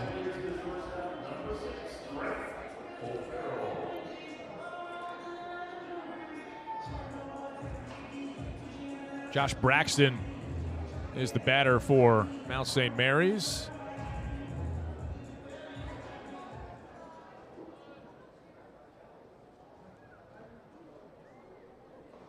And the pitch. Breaking ball for a strike, 0-1.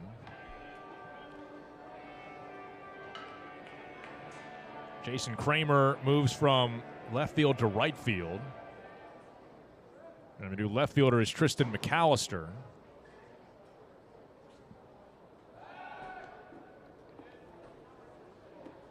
So McAllister, Braxton, Kramer, brand new outfield from left to right.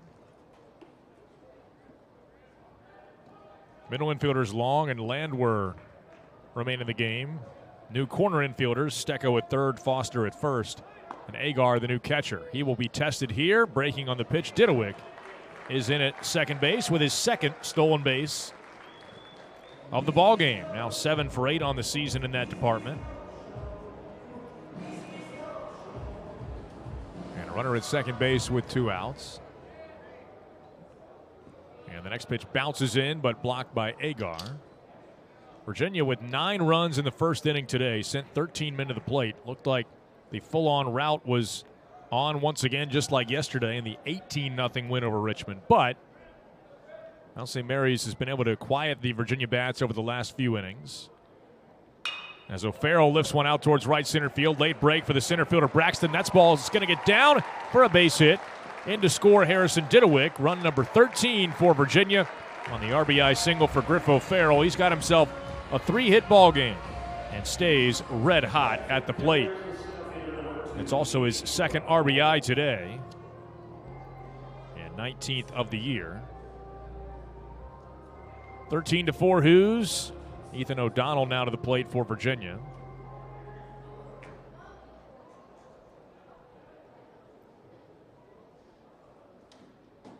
And the pitch.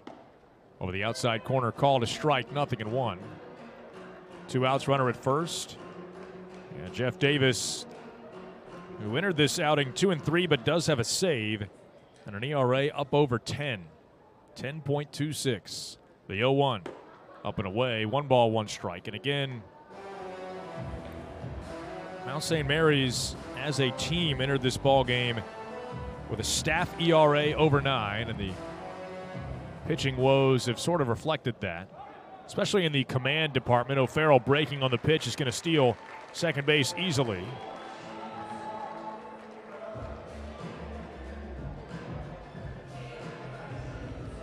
His 9th stolen base in 10 tries. And the pitch. There's a fastball strike. 2-2.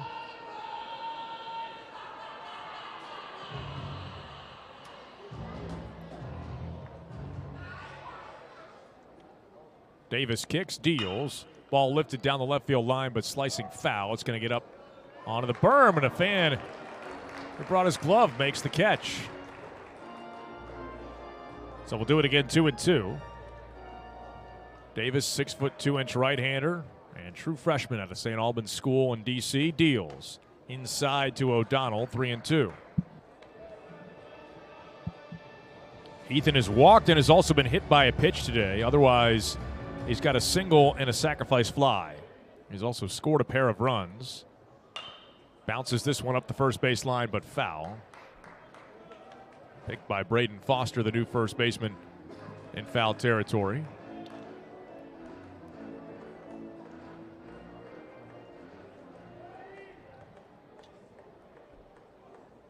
And the pitch. Swinging a ball skied out towards right field. Starting back now, coming in is Kramer. and underneath it to make a one-handed catch. And the inning is over. Virginia tacks on a run, but settles for just the one here in the 6th inning. As we go to the 7th, Virginia 13, Mount St. Mary's 4. This is Virginia baseball. The score now is Virginia 13, Mount St. Mary's 4.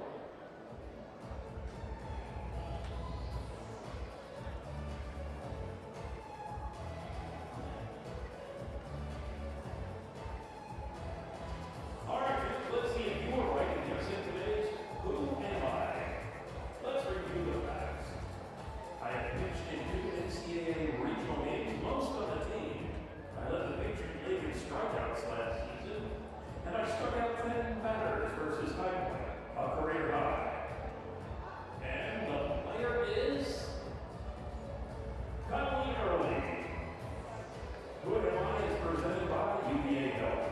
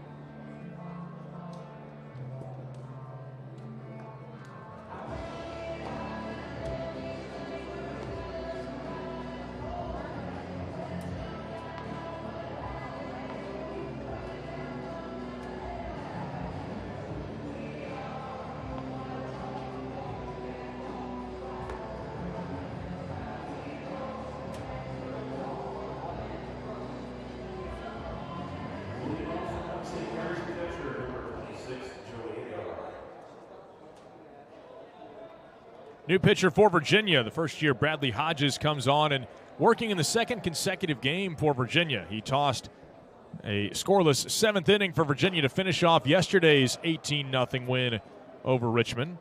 And now getting work in back-to-back days. Hodges misses upstairs 1-0 to Joey Agar, who was at the plate when the 6th inning came to a close. Next one swung on and missed, and it's 1-1. 6 inning totals in this one as we start the 7th. For the visitors from Mount St. Mary's, 4 runs, 6 hits, 3 errors, 3 runners left on base. Now the 1-1 from Hodges. Upstairs, 2-1.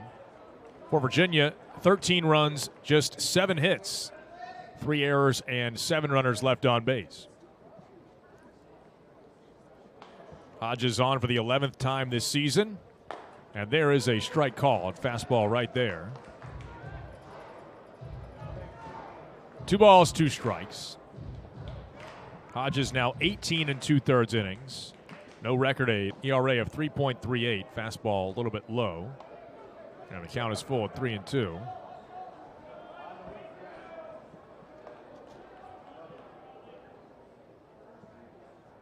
Quickly back into the windup. Hodges deals, and that is inside, ball 4. So Agar works the walk.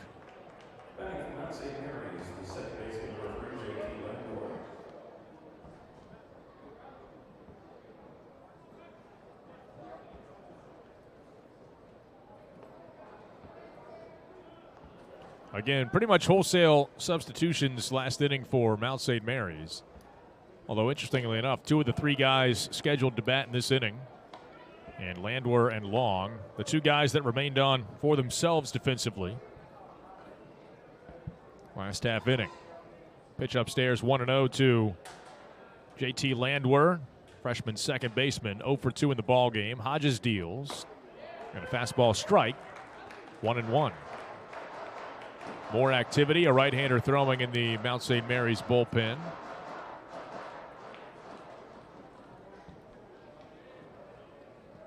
Hodges to the set at the belt. Lefty looks at the runner at first and deals. And upstairs, a breaking ball miss. 2-1. This is the first time that Hodges has worked on consecutive days for Virginia. Yesterday, 21 pitches over a scoreless inning. Did allow 2 hits, but also struck out a pair of batters. There's a fastball swung on and missed, and it's 2-2.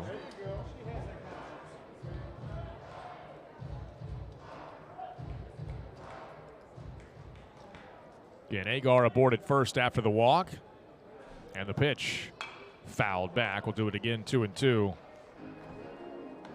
JT Landwehr, freshman from Vienna, out of Flint Hill School. And a guy that is listed also as a right-hander on the roster. The only relief appearance he's made this season all the way back on March 18th against St. Bonaventure.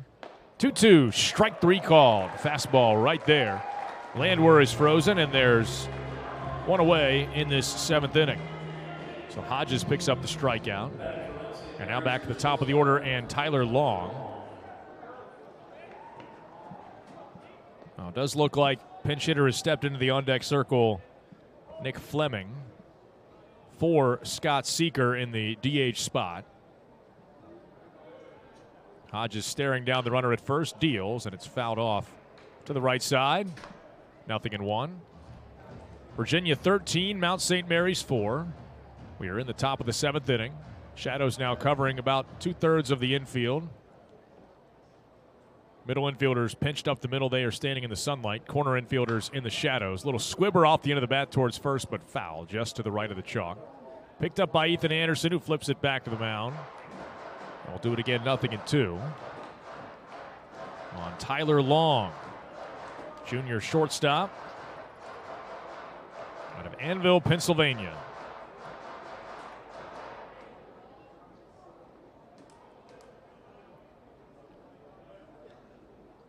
From the belt, Hodges ready, and here's the lefty's 0-2. Swing, and he popped it up foul right side. Anderson giving it a look, but he will run out of room. It's about 5 rows deep into the seats. Another 0-2 pitch to come. Long, who took over as the everyday shortstop as a freshman back in 2021, about midway through that season, ended up starting 22 games down the stretch. Last year started 44 of the team's 48. And now the everyday shortstop is a junior again this season. Elevated fastball from Hodges at 92, fouled straight back into the screen. And yet another 0-2 pitch to come is Long battling up a bit here.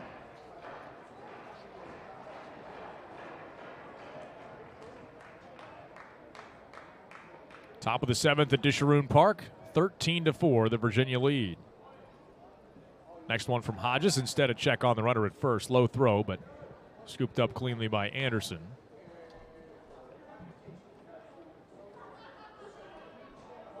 Virginia has a right-hander throwing in the bullpen, Avery Mabe. Now the 0-2. That one bounced in. Teal quickly over to pick it up as he pushed it a little bit up the third base line and then quickly went to retrieve it.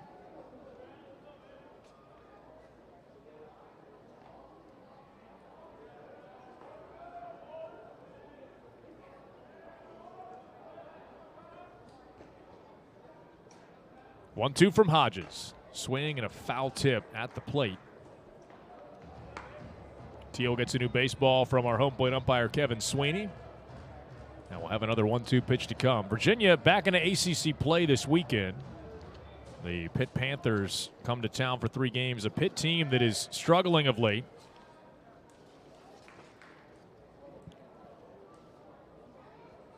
As Pitt, they actually have had a double midweek set, although it's already behind them. They played Monday and Tuesday, the very rare Monday game, but as their weekend series went Thursday, Friday, Saturday, they hosted Youngstown State on Monday and yesterday traveled to Kent State. Next one again, fouled back. We've seen a couple of lengthy at-bats from Mount St. Mary's hitters today. This one from the leadoff man, Tyler Long. And Pitt lost both of their midweek games. On Monday, Youngstown State 9, Pitt 4. Yesterday, Kent State 5, Pitt 2. Bouncing ball up the middle, should be 2. O'Farrell flips to second. There's one, back to first. Double play. In all kinds of time, as tailor-made as they come, that will get us to stretch time. 6-4-3 on the inning-ending twin killing. As Long bounces into it, and Hodges ends up facing the minimum 3 batters in this 7th inning. Again, in the sounds of take me out of the ball game, we will step aside. We go to the bottom of the 7th. Virginia 13, Mount St. Mary's 4. This is Virginia baseball.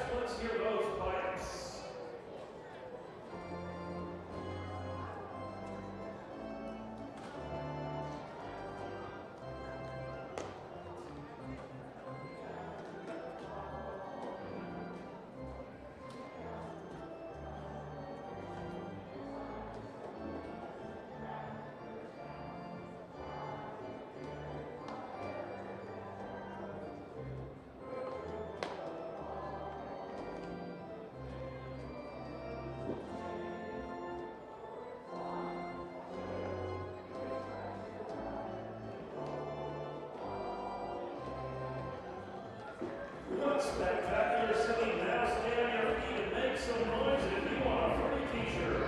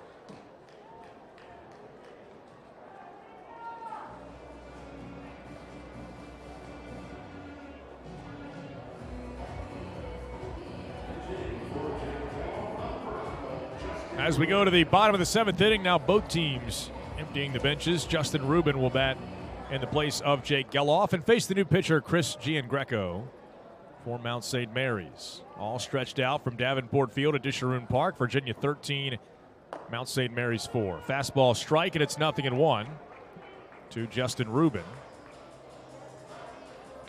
Kyle Teal's spot due up next, but Travis Reef-Snyder has stepped into the on-deck circle. Breaking ball bounces in, and it's a ball and a strike to Rubin. Next pitch from Giangreco. That's up high, 2-1. Freshman from Delran, New Jersey, 6 foot tall and 235 pounds. Giangreco wears number 32 for the Mount. Rubin lifts one out towards right center field, ranging over the new right fielder. Matt Stam makes the catch. Rubin is retired. There's one away. And now Travis Reef-Snyder will bat.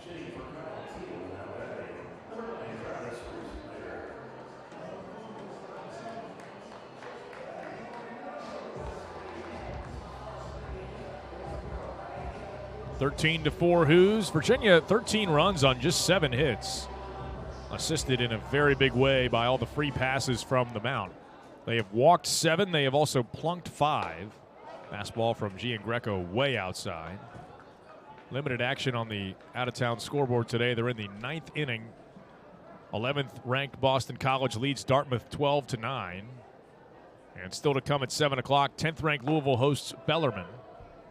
There's a called strike. Count even up at 1-1 on Reef-Snyder. For the season, Reef-Snyder 2 hits in 13 at-bats. The pitch. Outside. 2 balls and 1 strike.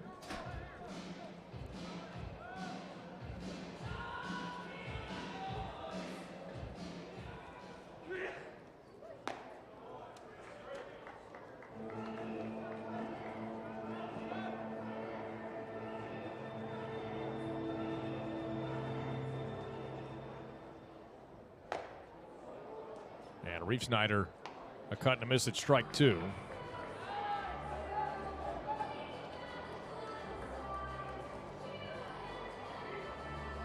Left-hand hitter against the righty Gian Greco, who deals. And he misses up and away. That's ball 4. Reef Snyder works a 1-out walk. And Ethan Anderson will come to the plate.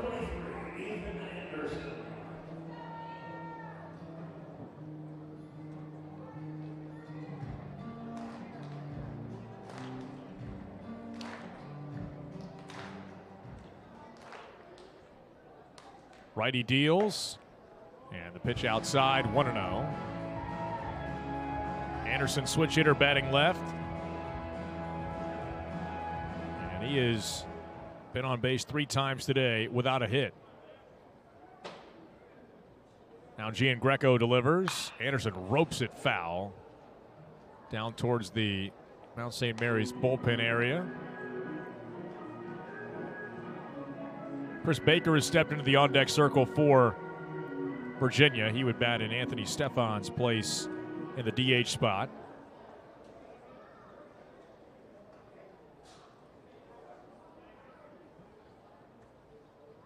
High set from the right-hander, the pitch. And a breaking ball outside. Gian Greco this season, 4 1/3 innings. He struck out 4, but he's also walked 7. And has allowed 14 hits over those 4 1/3 innings. So again, well better than a walk an inning, and he's already walked 1. Pitch to Anderson, swung on and skied, left side into foul territory. The third baseman completely lost track of it. And Stecco cannot get to it, and that one lands in foul territory. And we'll do it again 2-2. So some extra life for Ethan Anderson here. See if he can take advantage. Again, Mount St. Mary's threw the game's first punch with 3 in the top of the first, but Virginia answered back with 9 at the bottom of the first. And it felt like it was going to get out of hand quickly on the scoreboard, but we've almost been on what has felt like a sort of cruise control since after the bottom of the 3rd inning. Pitch upstairs, 3 balls, 2 strikes. I mean, not as if outs recorded quickly. Again, Mount St. Mary's pitcher after pitcher has struggled with their command. 8 walks, 5 hit batters. Runner goes on the 3-2. It's taken up and away. Ball 4, and make it 9 walks now. Surrendered by the Mount. And Chris Baker will be the batter in place of Anthony Stefan here in the 7th. With 1 out and 2 runners on.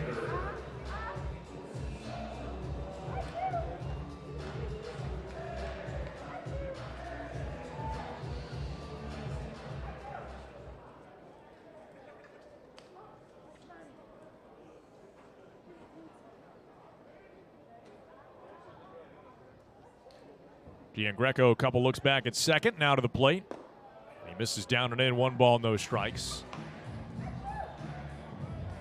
Chris Baker, 4 hits in 18 at-bats, including a couple of doubles, and has 7 RBIs for Virginia.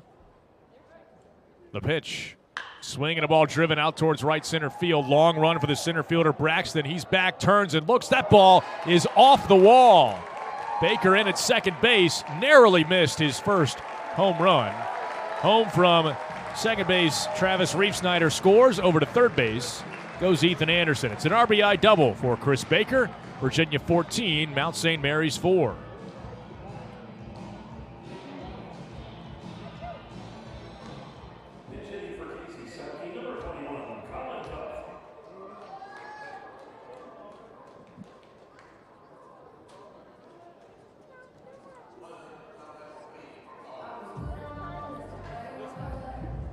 Now Colin Tuft will bat. Runners at second and third, and 1 out. Mount St. Mary's with some defensive alignment notes from Joey Agar out from behind home plate. Tuft 8 at bats, or 34 at bats, 8 hits in that time, and a swing and a miss, and it's 0-1. And just 235 on the season. Still 1 out in the inning, and Tuft, who has 8 RBIs, chance to add to that total. The pitch. Swing and a miss. Breaking ball that bounced in. But pushed third base side by the catcher Agar. Not far enough for Anderson to think about coming home from third. Giangreco, pitcher number 6 on the day for the Mount.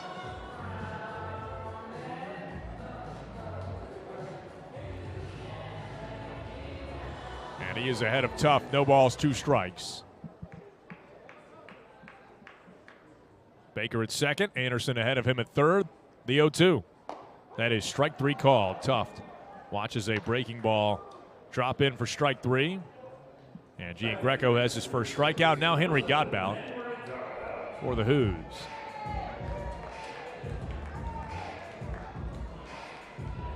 Right-hander Avery Mabe is warming in the Virginia bullpen.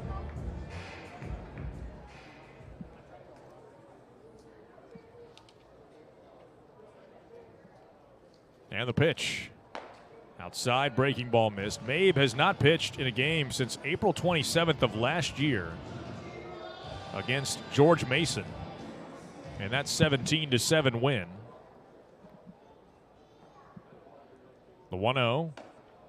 And Godbout takes it high. 2 balls, no strikes.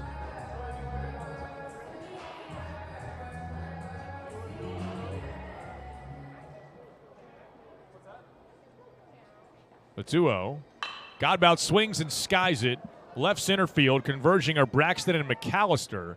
It's going to be McAllister from left to make the catch. And the inning is over. Virginia tacks on a run and have a 10-run lead as we go to the 8th. Here in Charlottesville, Virginia 14, Mount St. Mary's 4. And Avery Mabe going to make his first appearance of the season on the mound. When we come back, this is Virginia Baseball. Virginia Baseball is proud to present the ACC Calf Pass. The ACC Calf Pass guarantees access to all 15 ACC home games for just $49. Fans will be able to use Calf Pass tickets for general admission seating with the opportunity to select right field, baseline, or infield seats based on availability.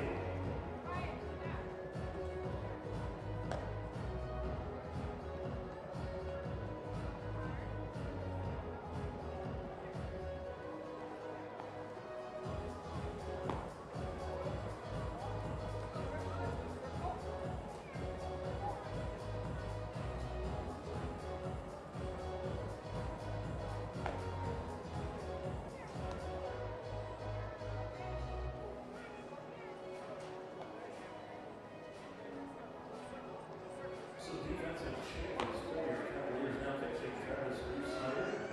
At second base, Justin Rubin. Third base now, Henry Godbout. And at right field, Colin Tuff.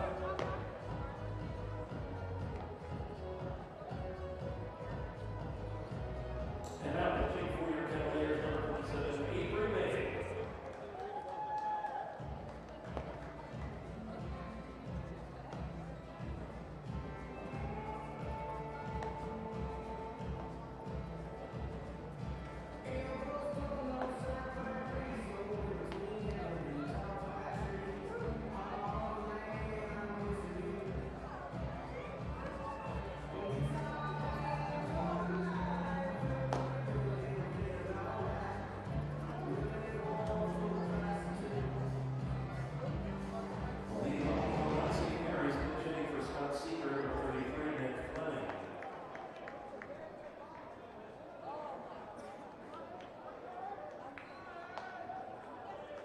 On to the 8th inning where Avery Mabe will take the mound for Virginia for the first time since April 27th of last season. Pitch swung on and fouled back by pinch hitter Nick Fleming.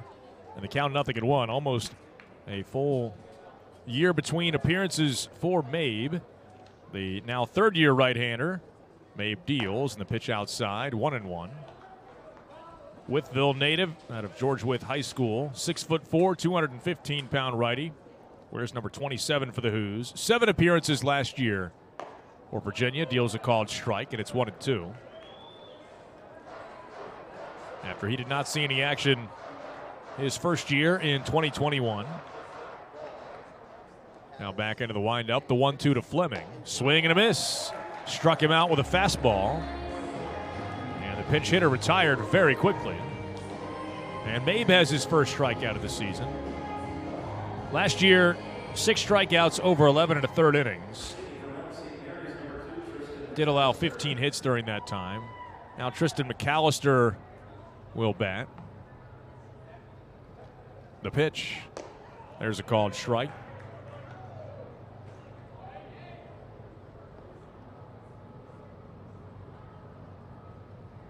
And Mabe quickly back into the windup. 0-1 pitch. Righty against righty. Strike 2 called. 0-2 on Tristan McAllister. Came on defensively a couple of innings ago. Now getting his first at bat. Matt Stamm, who came on to play right field last inning, now waits in the on-deck circle. 0-2 to McAllister, up and away, 1-2. McAllister in his second year with Mount St. Mary's after a couple of years of JUCO ball at Patrick and Henry Community College. 1-2 pitch from Mabe. Breaking ball swung on and missed. 2 up, 2 down, and a couple of strikeouts for Avery Mabe, making the most of his first appearance of the season.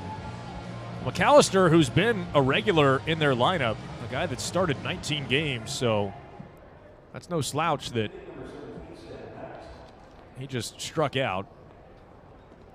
Now Matt Stamm, who came on defensively last half inning, will get an at-bat here.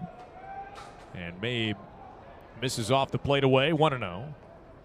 Stamm, a two-way guy, has made a couple of relief appearances, but playing right field now for Mount St. Mary's. Fouls a fastball back, and it's 1-1.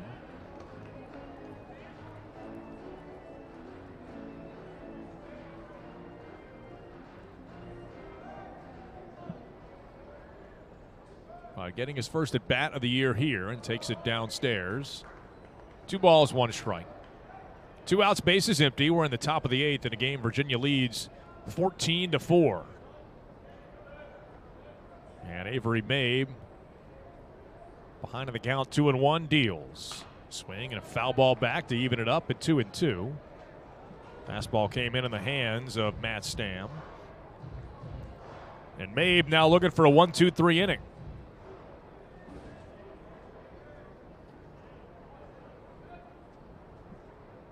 Now into the windup, the 2-2.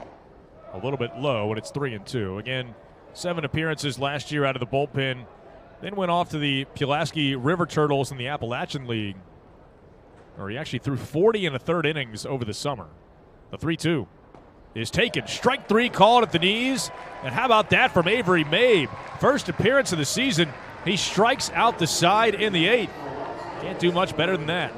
Stamm, the latest victim, as he goes down looking. And 1-2-3 go the Mountaineers. And after 7.5 innings of play now in Charlottesville, it's Virginia 14, Mount St. Mary's 4. This is Virginia baseball. Tickets are on sale now for 2023 Virginia football. Catch the excitement of game days in Scott Stadium and take advantage of the fan-friendly atmosphere this season with tickets starting as low as $129 and a new 6-month payment plan. To find a plan that fits you, visit UVATix.com. Go Hoops! Fans, bring your family in this year to enjoy our Sunday game days. Every Sunday we'll have inflatables, a balloon artist, hosting owners, and kids running the bases. And don't forget, youth tickets are free with the purchase of an adult general admission ticket. Visit UVATix.com to learn more.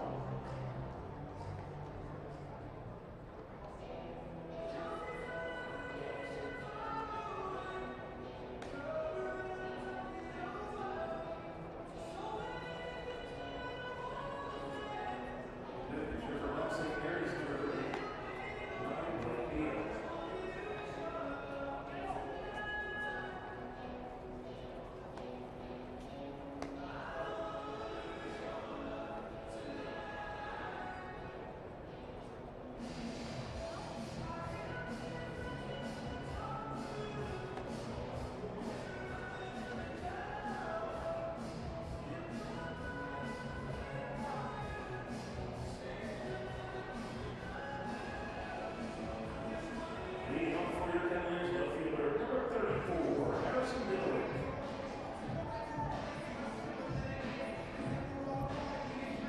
Nine 1-2 in the Virginia lineup as we go to the last of the 8th inning. For Virginia, Harrison Didewick. Then looks like Luke Hansen will bat for Griff O'Farrell.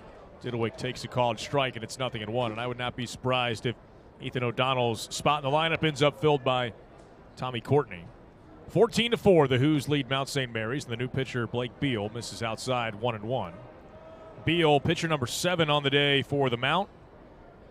And right-hander making just his 3rd appearance of the season. Didewick lifts it foul left side and out of play.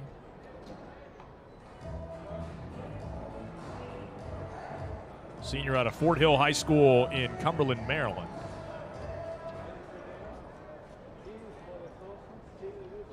And the pitch up and away. 2 balls, 2 strikes.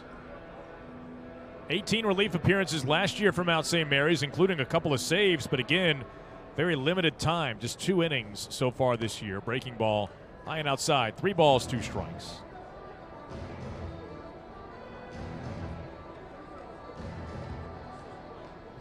Right-hander on the mound against the lefty at the plate in Didewick, and the payoff pitch. Fouled it away again. Another 3-2 pitch to follow. Virginia 14, Mount St. Mary's 4. There is activity in Virginia's bullpen now. With 3 outs left to get, Matthew Buchanan is warming. Didewick hits it up the middle and through for a base hit. Sending a fastball back through the box. Harrison Didewick has his first hit of the ball game. And indeed, Luke Hansen's going to bat for Griff O'Farrell here.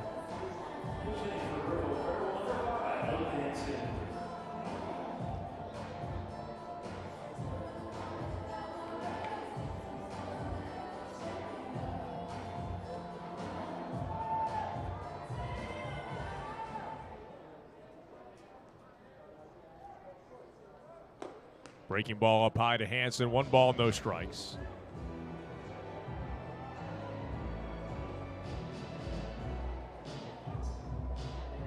And indeed, Tommy Courtney steps into the on-deck circle for O'Donnell. So both teams now emptied their respective benches. Hansen pulls the hands in and fouls it up onto the berm.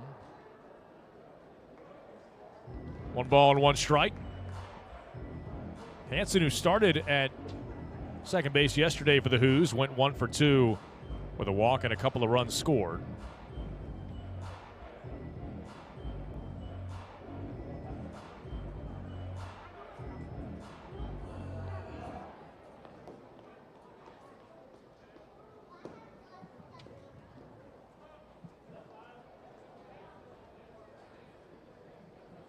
Now the high set from Beal and the 1-1.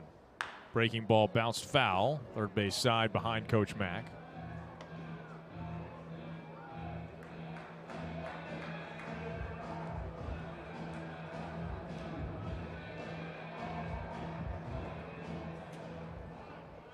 Beal turns all the way to look at first. Now comes set. 1-2 pitch, line left center field. Another base hit for Luke Hansen. Didewick will go first to third, see if they wave him or put up a stop sign, and he will hold up at third base. 2-base hit for Luke Hansen. As he has himself his second double of the year. Hansen came in 11 for 22 and now 12 for 23.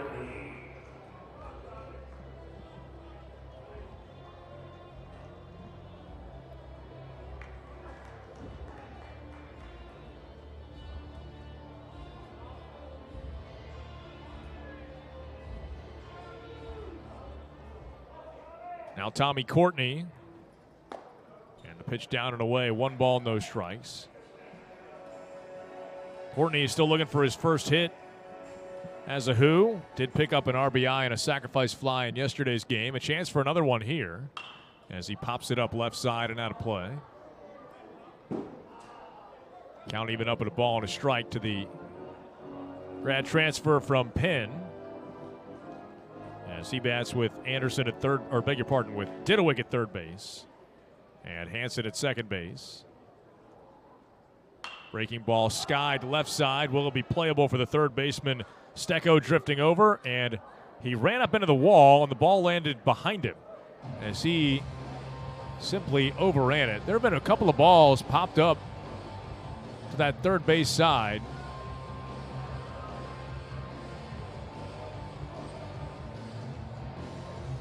that Stecco has just not been able to track for whatever the reason. Now see if Courtney can battle with 2 strikes against him. 1 ball, 2 strikes the count. The pitch. Swinging a ball slapped foul left side. A line shot up onto the berm. Do it again, 1-2.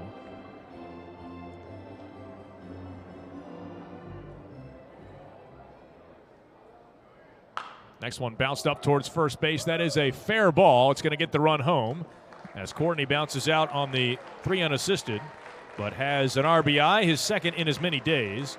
And also over to third base goes Hansen with still just 1 out in the inning. That is a productive out in a couple of ways for Tommy Courtney. 15-4, the Virginia lead. Now Justin Rubin will bat. Runner at third with 1 out. He swings and smacks it back up the middle for a base hit. Hansen can walk home from third. Virginia 16, Mount St. Mary's 4 on the RBI single for Justin Rubin.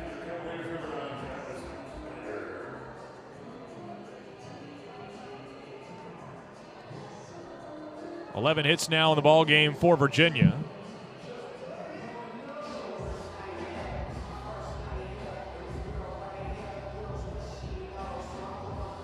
Ninth RBI of the season for Justin Rubin. Still just 1 out in the inning. Travis Reef-Snyder, the batter, takes it up and away. 1 ball, no strikes. Virginia 3 outs away from a sweep of the midweek and to starting this homestand 5-0. 1-0 in there for a strike, and it's 1-1. Again, Pitt comes to town this weekend for 3. The Panthers in town Friday, Saturday, Sunday. 6 o'clock starts for each of the first couple of games. If you missed it because of the Virginia football spring game on Saturday afternoon, what was originally, just pitch outside, 2-1. Originally a 4 o'clock start has been pushed back a couple of hours to now a 6 o'clock first pitch. Swung on and missed by Reef-Snyder, and it's 2-2. So night games with Pitt both Friday and Saturday, and then a 1 o'clock finale on Sunday. Next pitch misses off the plate away. Count is full at 3-2. Runner at first base, Rubin, but can't imagine he'd be going with Virginia leading by 12 here in the 8th inning. The pitch, and that is strike 3 called. At the bottom of the zone, Reef-Snyder is frozen, and that is the first strikeout of the day for Blake Beal. And we'll get Ethan Anderson to the plate. Runner at first base with 2 outs.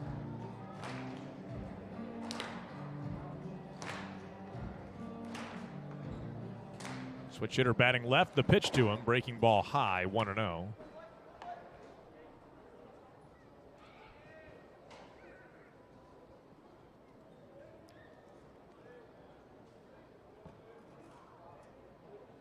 Now the 1-0 pitch, a little bit down. 2 balls, no strikes.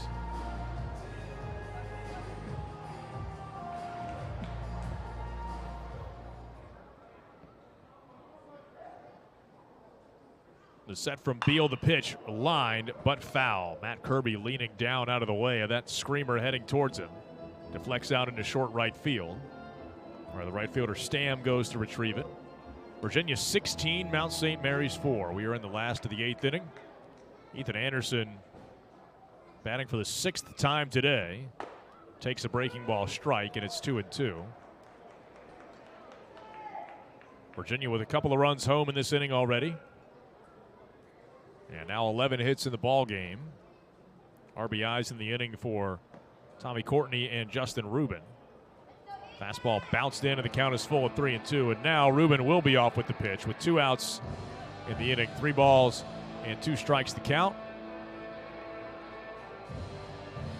on Ethan Anderson. There he goes. The pitch, swing and a miss. Spun himself into the ground, and the inning is over. So Virginia tacks on a couple of more runs, and now as we go to the 9th, the Hoos 3 outs away from a midweek sweep. Looks like Virginia will go back to the bullpen one more time. The Hoos 16, the Mountaineers 4. This is Virginia baseball. The 2023 UVA baseball season is presented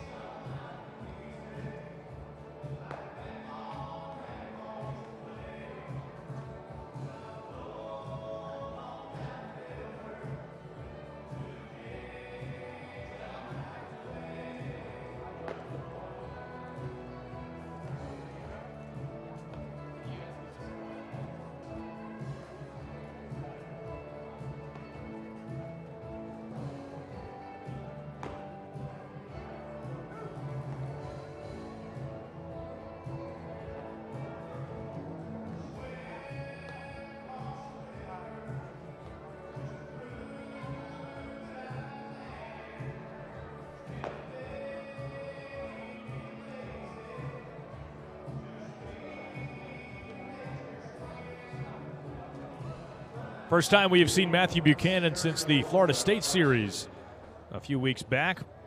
March 25th, he worked an inning for Virginia, and for the fourth time this season, he takes over on the mound. We go to the ninth. Virginia 3 outs away from taking down Mount St. Mary's, and Josh Braxton takes a called strike. It's 0-1. Braxton, then Foster, and Stecco, the scheduled hitters, all three guys getting their first at-bats of the day after having come on defensively over the last couple of innings. The 0-1 now from Buchanan. Strike 2 called. It's quickly 0-2. Buchanan, 3 innings, has allowed 3 earned runs. A couple of strikeouts, no walks. Left-hander's 0-2 pitch now to Josh Braxton. Outside, and the count 1-2. Freshman from Columbia, Maryland, out of Loyola Blakefield, Josh Braxton. And the 1-2 now from Buchanan. Just a little bit wide, barely off the plate.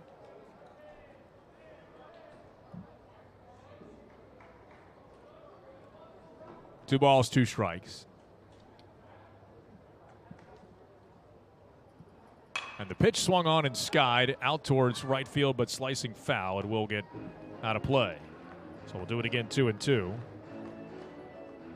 After pinch hitting last inning, Tommy Courtney remains on in center field. Luke Hansen stays in to play shortstop. Just straight changes in both of those spots. And a breaking ball fouled off foul to the right side.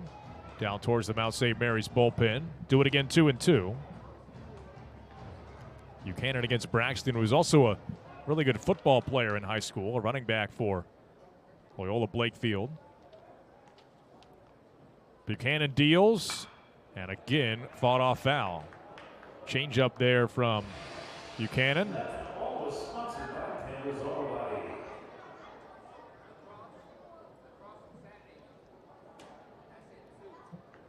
Second-year left-hander Matthew Buchanan back into the wind-up. The pitch. That is just low, 3-2. A flinch from home plate umpire Kevin Sweeney, but would not ring him up.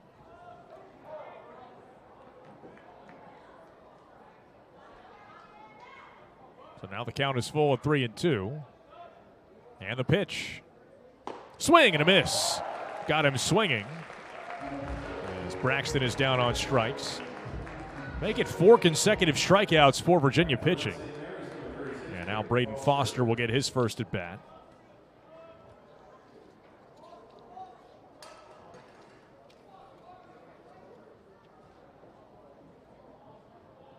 And the pitch. Swing and a miss. Had him out in front, and it's 0-1. Out of Gloucester Catholic in South Jersey, Braden Foster, a transfer from Tennessee Tech. And Buchanan's 0-1 pitch now. Off the plate away. 1 ball, 1 strike. Foster, right-handed batter. 3 hits in 19 at-bats. 12th game in which he has seen action this season. Now the 1-1 from Buchanan. Swing and a foul tip off the end of the bat. And Buchanan ahead, 1 ball and 2 strikes. 1 out, bases empty in the 9th. And Virginia leading Mount St. Mary's 16-4.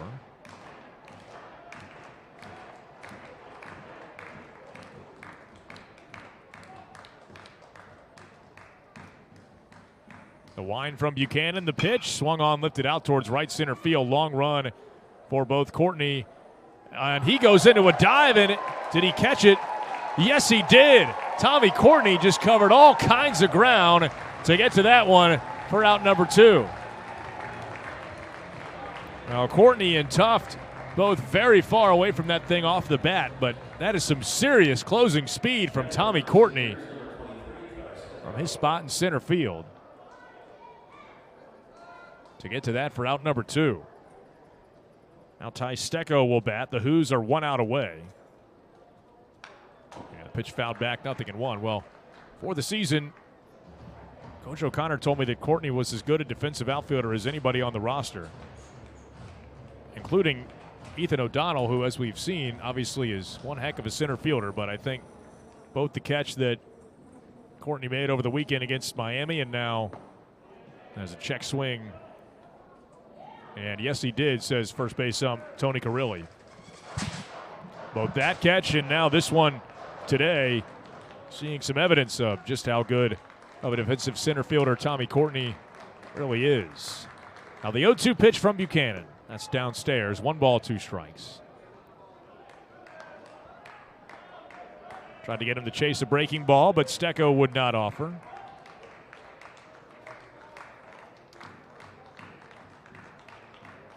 And now the pitch from Buchanan. Down and away, 2 balls, 2 strikes.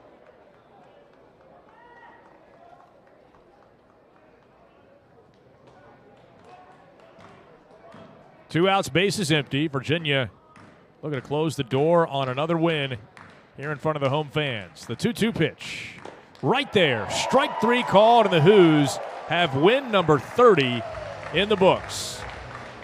A perfect ninth from Matthew Buchanan. Strikes out 2 of the 3 batters that he faces. And the Who's take this one by a 16-4 final score. 16 runs, 11 hits for the Wahoos, who stay unbeaten at home, now 22-0 on the season. Virginia will go into ACC play this weekend with a record of 30-4 after this evening's victory over Mount St. Mary's.